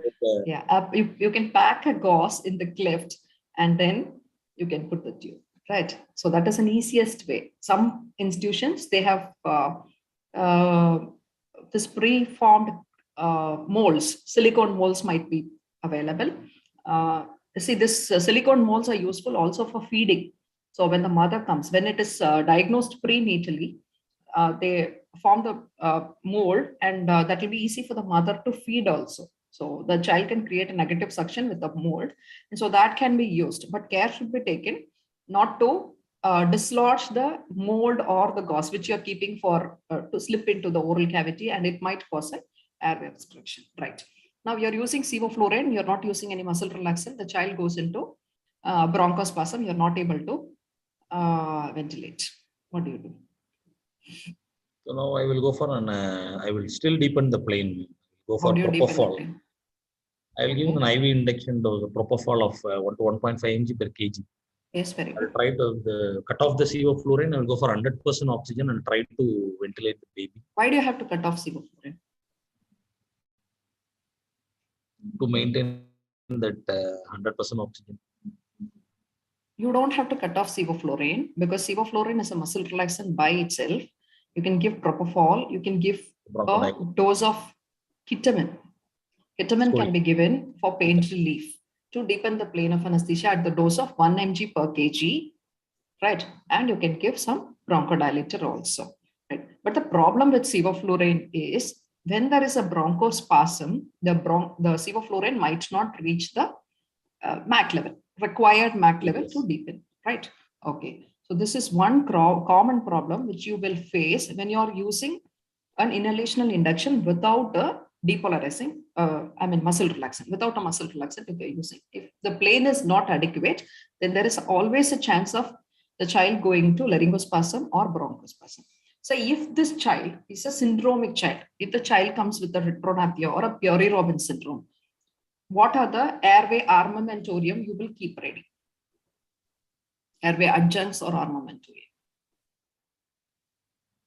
I'll be ready with an LMA size of 1 to 1.5. Then I will go for oxyscope or pediatric FOB if available. Yes, pediatric FOB. Then, anything simple which resembles our Macintosh video laryngoscope? Yes, a video laryngoscope will be of great help if there is a predicted difficult airway in a children, right? A CMAC laryngoscope. Now, in a predicted difficult airway, a CMAC laryngoscope along with bronchoscope, FOB, gives a greater success rate when compared to using either alone, right? Do you understand my point? If you can use a video laryngoscope and you can guide the bronchoscope through it under vision, because in a bronchoscope, you will not be able to see. See, you have the bronchoscope, you see only the tip of the bronchoscope. You don't see anything above. But in video laryngoscope, if you combine a video laryngoscope with the bronchoscope, you can see what is in the cord level, what is at the cord level, and you can thread the tube under vision. So that is one important thing if facilities are available, right? Otherwise, Okay. The routine things which you follow, but always practice difficult airway in a simulation, or you try putting bronchoscope in a normal patient before attempting it on a difficult airway. Don't attempt difficult airway, bronchoscope in a difficult airway as a first attempt. The chance of success will be very less. You'll find it very difficult. So technique which you are used to, so that has to be. So Sanjay has posted one another question. If you don't have an RA tube, what else can you use? You can use our normal Portex tubes. What is the problem of a Portex tube? It can get easily kinked with that mouth gag used by the surgeons. Yes. So what will be an other option? What will be a better option? Flexometallics. Flexometallic tube is a reasonable alternative. What is the problem with RAE tube? First probability, we can't do any suctioning over the ray tube if any problems. And next thing is, it is difficult to do suctioning. It is difficult to do suctioning. It is not that we can't do, but it is a preformed tube, and the resistance, airway resistance, will be little more than the normal tube, right? Okay, fine. Okay, what else? And while positioning, there is a chances of endobronchial intubations with the ray tube, because the distal end will be more than the proximal. It is if not appropriate size maintained. It is a preformed tube, and the flexion, the curvature is preformed. So there is chances of dislodgement also endobronchial when there is positioning of the child during the head positioning. So now you have intubated the child, and you are into the surgery. Now the surgeons are have positioned and they have applied the mouth gag. Usually it is the Dingman's mouth gag with a groove to fit the tube. Where do you actually fit the tube? In the middle of that Yes. gag. It should be fixed in the midline. It should be fixed in the midline so that the orientation of the face to the surgeons will also be easy, and there will be a groove to fit the tube. Okay. Now you have fixed the tube, and now you see airway pressures going up to 40. What do you do? What else do you do? I mean, before putting the gag, what will the surgeons ask you? Will you pack the throat? Before giving to the surgeons after? Yes, ma'am. Throat pack is very important. Throat pack is very important. Yes, throat pack is very important. Yes. Okay. Each and every time after the throat pack, we have to check for the airway after the positions, and we have to make sure that bilateral air entry is equal and it's normal vesicular blood sums. Yes, the airway pressures. You have to check for the compliance of the bag if you're hand ventilating. You should check for the airway resistance if you're ventilating with the workstation, right? Suppose if the airway pressures go up, and what do you do? I will ask the surgeon to release the retractor, the mouth gag. Make sure that tube not get kinked first. Okay. So after removing that, I will again check for the compliance of the bag. If it is okay, now I will make sure that it's not. So you can rule out. So you can rule out bronchospasm during this, because this is one of the painful procedures when they are applying the. This is one of the stressful conditions where the child can go into bronchospasm. Also, you have to rule out bronchospasm. You have to rule out the retractor impinging on the tube. So this is why flexometallic tube will be better in case of non-availability of ray tube. Right. Okay. What else? Then even if after the removal of the gag, even the tight bag, now we can suspect some laryngospasm or bronchospasm. Yes. And you have to treat accordingly. Laryngospasm is very unlikely after you have intubated the child and you have placed the patient on depolarizing muscle relaxant, non-depolarizing muscle relaxant. Right. Then. Okay, carry on. half an hour into the surgery, So we can, half an hour into the surgery, and the surgeons tell that the child is bleeding and they need blood transfusion. What is the MABL? How do you calculate MABL? got, What is the MABL? estimated blood volume. Yes, It's estimated blood non-allowable loss. blood loss. Maximum allowable blood loss. Allowable What blood is loss. allowable? How do you calculate it? is maximum. It's the estimated blood volume to the normal hematocrit to the baby's hematocrit divided by the normal hematocrit or the normal Okay. hemoglobin. So you this baby's calculate. weight is 5. Baby's weight is 5 This baby's kgs. weight is 5 kg. Okay. 3 months of Hemoglobin age, is we 10. can keep it as 100 ml per 10, and we can keep 100 ml per kg the blood volume for this 3 months baby. Okay. So how much So is the 5 blood into volume? You have the 100, weight of the 500 child. ml. It's 5 kg. 5 kg. 5 kg. How much blood loss will you allow for this child? Since hemoglobin is normal, I can allow for 500, like just to be calculated 300. Or not more than 50 ml can be lost, right? If the child is bleeding, not more than 50 ml can be lost, right? Because the child's hemoglobin is only 10, right? So you'll have to, this is the reason why you have to group and type the child before the child comes to surgery. So you will transfuse accordingly. And okay, now the surgery is complete. What do you do? What are the other precautions you take up?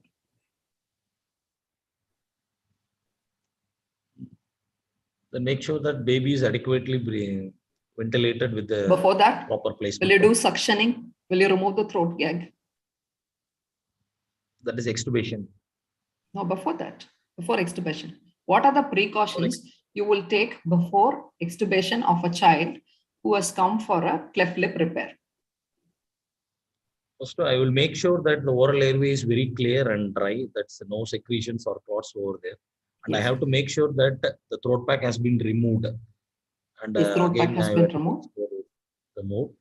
Yes. Then we have to cut all the agents, and we have to wait for the baby to come back from the adequate reversal. The baby's reflexes, airway reflexes, moving her limbs. I have to wait for that. And after the reflexes came so back, we'll go step by step. Let's go step by step. Because of the handling, the child can have airway edema. So a shot of steroid, dexamethasone, can be given for this child.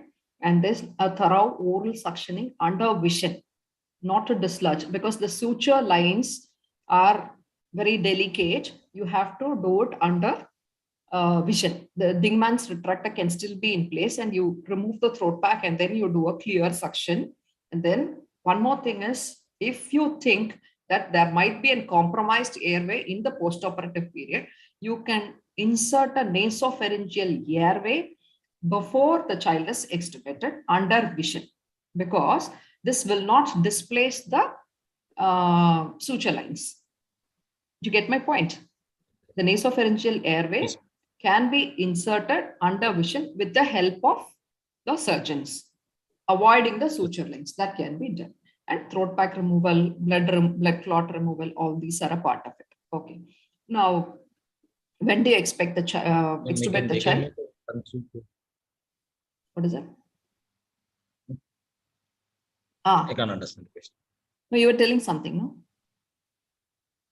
They can make tongue sutures. Yes, tongue suture will also be done in case of a cleft palate repair, so that the suture lines are not disturbed. Okay, fine. What else? Okay. Carry on. Sure that throat pack has been removed. That has been removed. So how do you extubate the child? Throat pack has been removed. Okay. After the complete airway reflexes, the baby starts moving her limbs. I will make sure about the adequate reversal. Okay. I will reverse the baby with glyco of 0.1 mg per kg IV with the neostigmine 0.07 mg per kg. Okay. Then I will remove the tube and I will put the baby over the lateral position. How do you know? Without a neuromuscular monitoring, how do you know that the child is adequately reversed? Is there any sign that you can know that the child is adequately reversed? See, you look for 5 minutes hand clenching in adults and all those, no? All those correspond to a TOF of 70, right? You don't have a TOF monitor. So what is the endpoint, or is there a clinical indicator where you can note that the child is adequately reversed? Okay, I'll tell you. See, if the child can lift the buttock off the table, then you can see that the TOF count is approximately somewhere between 85 and 90. So that is a sign of adequate reversal in a child who is 3 months old. Okay. Okay. So what else do you ensure before extubation? What have you missed in the whole discussion? Have you missed anything? Fluid management and pain management. Yeah. So tell about the fluid management is according to the holiday series. We can divide that to fluid maintenance and fluid deficit and the blood loss. Fluid maintenance, that is around like 4:2:1. This baby's weight is around 5 kg. So 20 ml per kg, that is the fluid maintenance. And the baby is made nil per oral for 4 hours. So that maintenance 40 into 4, that is 360. For the first 50%, you will be giving as a fluid deficit the first hour. Okay. And for the blood loss, blood has to be replaced. Or 3 ml of crystalloid can be added up for initially up to the probable blood loss. So this is my fluid carry out. And for the pain and release, make sure all the fluids are warmed before putting in the patient. Okay. Warmed fluids. Yes. Okay. Okay. What else? And blood loss has to be replaced. For the post-op, pain relief. And the pain management, I can go for paracetamol IV, intravenous paracetamol. I will go with 15 mg per kg. Okay. Or a rectal paracetamol suppository, 40 mg per kg. Okay. Or rectal diclo suppository. Go 1 what is the concern of rectal suppository, diclo suppository? They will have some anal irritations or ulcerations will be there. Bleeding. Yeah. NSAIDs are generally not advisable in children less than 6 months of age and in a cleft lip palate, there might be chances of bleeding also. Okay. What else? Is there any specific blocks you can ask the surgeon to give, or can give sphenopalatine block along while they give the local, we can give some 2 ml of 0.25% bupivacaine to give over for the sphenopalatine. Okay, cleft lip we can go for infraorbital nerve block. Infraorbital nerve block, same dose. Okay. And the disadvantage over the infraorbital, the baby, while we try to feed post-operatively, they will have some numbness or something. They won't cooperate with the sucking. Yes.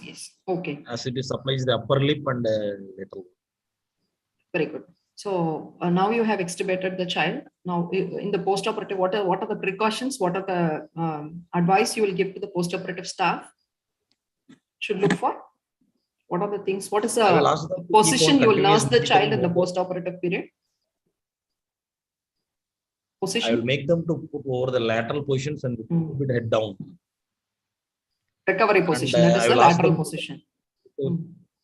Questions, and I will make sure that continuous monitoring of the basic monitors is continued post-operatively for 2 to 3 hours. And I will make sure that they will have some oxygen supplementations. Yes. And I will ask the staff nurses what to are go the for complications the you will expect? Complications. Those has to be informed to the staff. They should look for the post-operative complications. Now, what are those? First of all, they will have some airway obstruction because we are having that mouth gag over the tongue. The tongue edema may cause the airway obstruction. Okay. Sometimes retained throat pack, we may miss the throat pack. So it will be there. Or retained secretion, or bleeding, clots, or will be retained. Very good. Or the baby can go for a laryngospasm or a bronchospasm. Spillover of the secretions that may irritate the larynx. Okay, very good. So I think we are almost complete. Is there anything we have missed? Nice presentation, good discussion. Sanjay sir, would you like to add something? No, I think you've discussed a lot of things. Just one or two questions, Balaji. So I think Madam might have discussed this. When they apply the gag intraoperatively, when you Yes. start of surgery? What do you anticipate? What do you expect? So first of all, I will Surgeon make sure applies the that, gag. so mouth gag, that's the tube placement, because we are going to place the mouth gag over the tube. So make sure that the tube do not get kinked with the gag first. But how do you know that tube is getting And there kinked? is a so, What is going to alert you to a tube kink?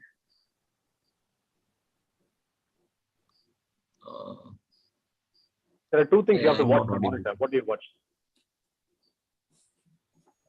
Yeah, I think the answers have come in the chat already. You look for the airway pressure. So whenever you apply for the gag, the process of applying the gag, you need to look at the CO2 waveform and you look at the airway pressures. One of them is getting we can abnormal, do then for just warn the SpO2 surgeon. also we can monitor. Fall in the SpO2, or SpO2 we can takes time, watch na? with the bag. The fall in SpO2 takes time. Yeah. One of the concepts which is increasingly talked about in children is what is called a physiologically difficult airway. I think Madam already sort of mentioned that, but physiologically difficult airway in children basically means they are more prone for airway-related abnormalities because of increased airway reactivity, low FRC, increased oxygen consumption. So all these sort of make them more prone for airway-related catastrophes. So children also have a physiologically difficult airway for these reasons, particularly children less than 2 years of age. Yes. And one other question they would ask is, intraoperatively the child starts desaturating. What do you think is happening? Patient with cleft lip palate, surgeon is operating, child starts desaturating. They could just throw in a crisis and ask you how you deal with it.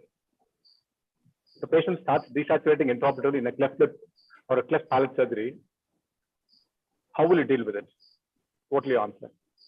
It could be like bronchospasm. The first most common is bronchospasm. Okay, child is starting desaturating. The monitor beep is coming down from 95 to 90. It's come.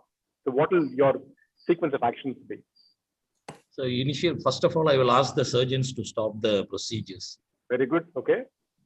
Remove the gag immediately. Okay. And reposition the baby. Immediately have to remove that. Reposition the baby again, where we initially intubated the position. We have to bring back the baby and initially pre-oxygenate the baby with 100% oxygen. Okay. Yeah, your 100% oxygen should come first. Yeah, notify surgeon. Other thing which we commonly do as anesthetists, we just switch off the mechanical ventilation and take over the bag. By just pressing the bag, you can see what is happening. If there's any change in compliance, if there's any secretions, all this can be judged. Yeah, so this could happen in any, and commonly the tube tends to slip out. Yes. It should be a systemic approach. You should start from mission end or the patient end. It will help you. You should look for the other monitors also. ETCO2, you should see if the ETCO2 is falling. And if it is falling, then you can check for the dislocation, displacement, and disconnection in the tube. All those things has to be ruled out. No, it's very common because they're all under the drapes. Yeah. One other common question which happens often in the clinical practice, I think I'm sure Madam will agree as well. If a child you're extubating the child, okay, typically a child with cleft lip palate or a post-tonsillectomy surgery, 3 month or a 3-year-old child, you're extubating the child stops breathing. What next? It is the commonest adverse effect we as pediatric anesthetists encounter. So how will you manage? What do you think is happening and how will you manage? So again, we have to make sure that blood products are available immediately. The baby The child stops breathing. The child stops breathing. Stops breathing. Breathing. You extubate the tube, you're putting the mask on, the child is sort of breath holding. So what do you think is happening and how will you deal with it? 3-month-old child. It could be like we have to visit the throat pack. So we have to make a gentle scope and make sure that throat pack everything has been removed. The airway was very clear. Excellent. Okay. Then we have to reposition the baby and 100% oxygen. We have to control the ventilation. 100% oxygen has to be supplied to the baby. Mask. You're going 100% oxygen to the mask. What are you're trying to ventilate the child now? Child is not breathing. So yes, sir, I will ventilate. You're not able to ventilate. There's no chest rise.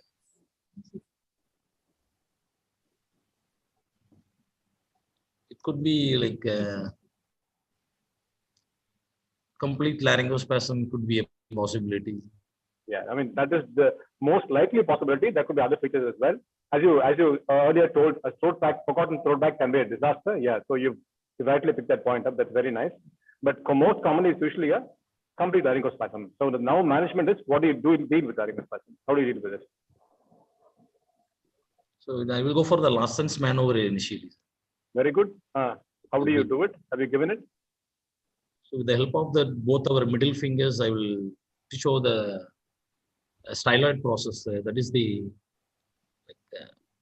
below the angle of the mandible against the mastoid process. I will give a deep pain stimulus. Okay. So that may relieve the spasm. Okay. So That's you've given Larsen's maneuver. You give deep inward pressure between the two bony surfaces, mastoid and the angle of mandible. You give bilateral inward pressure. Sometimes they respond, sometimes they don't. Okay. 3-month-old child saturation 70 now. What will you do next? Again, I will try to deepen the plane of anesthesia. I will give propofol and paralyze the baby with scoline. Okay. So what will you do first? Propofol or scoline? What will you do first? Propofol or scoline? I will give propofol first. Propofol of 0.5 mg per kg. Let me give a situation where saturation is the patient's pulse rate is 65 now. 3-month-old child. So what make sure that atropine has to be immediately delivered to the baby. Okay.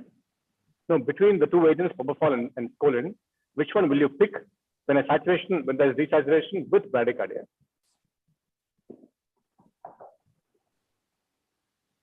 I will make sure that hypoxia has not be there, because hypoxia is the first cause for the hypoxic. Yeah.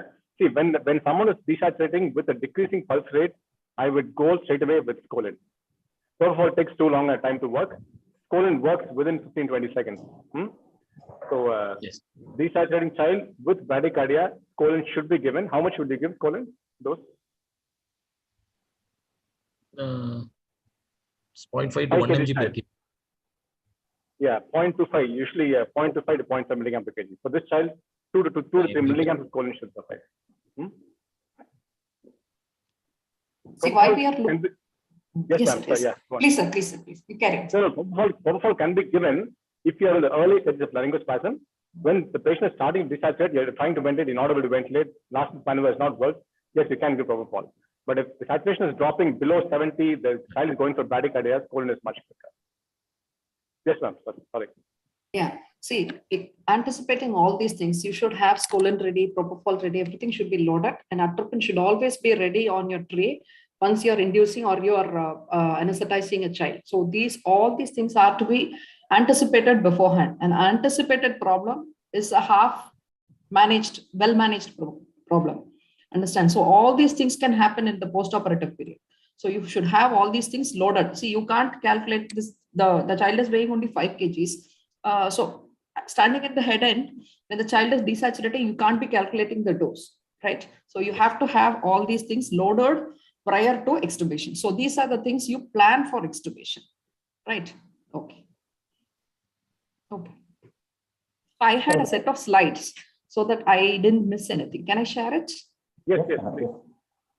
So you can go by this so that you don't miss anything.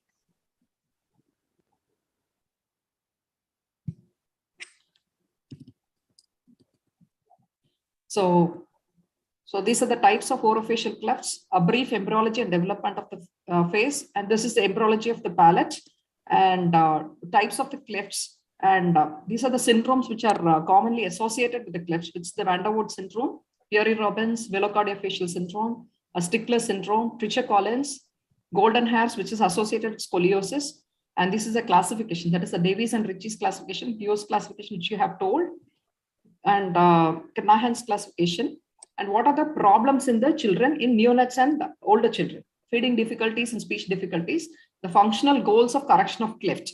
So to improve the suckling, to prevent the speech defects, and the timing of surgery, as you told. And pre-anesthetic evaluation should evaluate the general health and fitness to rule out any associated comorbidities and optimization of the hemoglobin and treat upper respiratory tract infections, if any. An airway assessment for hypopnea. Position of sleeping is very important. See, this position of the sleeping, you have to ask the mother which position the child is comfortable in sleeping. So that will make sure that the child is, the airway obstruction is not there in that position. So large bilateral clefts, micropranthia, heteronathia, and age less than 6 months are indicators of difficult laryngoscopy in a cleft lip and palate.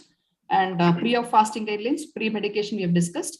So this is a sequence of anesthetic management, temperature monitoring, and precordial stethoscope are preferable add-ons to the monitoring. And the rest we have discussed. And expected difficult intubation in craniofacial syndrome. So the difficult airway cart has to be ready. And see, expected difficult airway cart, you should always be ready with the algorithms, right? So, and choice of endotracheal tubes. So expected intraoperative complications, extubation, and postoperative problems, right? So I think we have discussed everything. Okay. Thank you, madam. And actually, a lot of questions are there. The chat box already answered. Answered, yeah. Answered. Only thing is, Sanjay sir, Partha sir is asking about your experience on Larson's maneuver. My experience. I don't give Larson's maneuver, Sanjay sir. Okay. Sanjay sir. Yeah. See, I do it very often. So any child who has a post-extubation breath holding, my first thing I do is start doing Larson's maneuver, and I see that many of them, they respond. I cannot say a particular percentage, but it's saved in so many situations and avoids from giving scolding. So that's something which I do often actually. And definitely Larson's maneuver along with positive pressure ventilation will break the spasm very often. You need two personnel when you're trying to do that. So you need someone to do the Larson's maneuver, someone with the mask holding, and someone squeezing the back. So you'll need two anesthetists if some child goes in for a laryngospasm, particularly a very small child. So one last question, sir. I think Edward sir has answered that in the chat box. Maximum allowable blood loss. What should be the lowest hematocrit? Sir, Edward sir has answered. Do you want to add up any points? It should be 8. Hemoglobin can be left to drop by 8. So that is why we calculate with the lowest value at 8. So the allowable blood loss is in mLs, right? So the expected hematocrit to drop, it can drop only up to 8. Okay, madam. Thank you. So I can answer that question as well. See, in healthy children, the target they say is similar to adults. You can accept the hemoglobin up to 7 grams. But if you have a neonate or a small child who goes back on mechanical ventilation or has a cardiac disease, you need to maintain a hemoglobin of more than 9 to 10. Okay, sir. Shall we? So I think almost all. Edward sir, would you like to add something? Yes. Thank you very much. Regarding this discussion, it is a very nice discussion. It was like looking at a real examination because there is no pre-formed questions were supplied to the candidate, I think. So it is a very nice presentation. And apart from that, many postgraduates are started answering when you give questions, when you short questions of the candidate. I can see the postgraduates are typing the answers in the chat box. So it is how much they are involved in this discussion it shows. So it's a very good presentation. And I also thank Partha. He is a regular attendee of our sessions. So Partha sir, if you want to add anything, you can join. He used to answer all the doubts for the postgraduates in the chat box in every session. Partha sir, if you want, you can add anything. So with that, we come to the end of this session. It's a very nice session. So next Sunday, we are going to concentrate on the first year. The topic will be pharmacokinetics of inhalation agent by Dr. Aruna Parameswari. And that will be followed by the web races by Pankaj Pandra sir. So it is going to be an interesting session next week. Thank you, Sanjay Professor. Thank you, Professor Nagalishmi sir. And our postgraduates wonderful answering the questions. And the questions were very practical and very useful.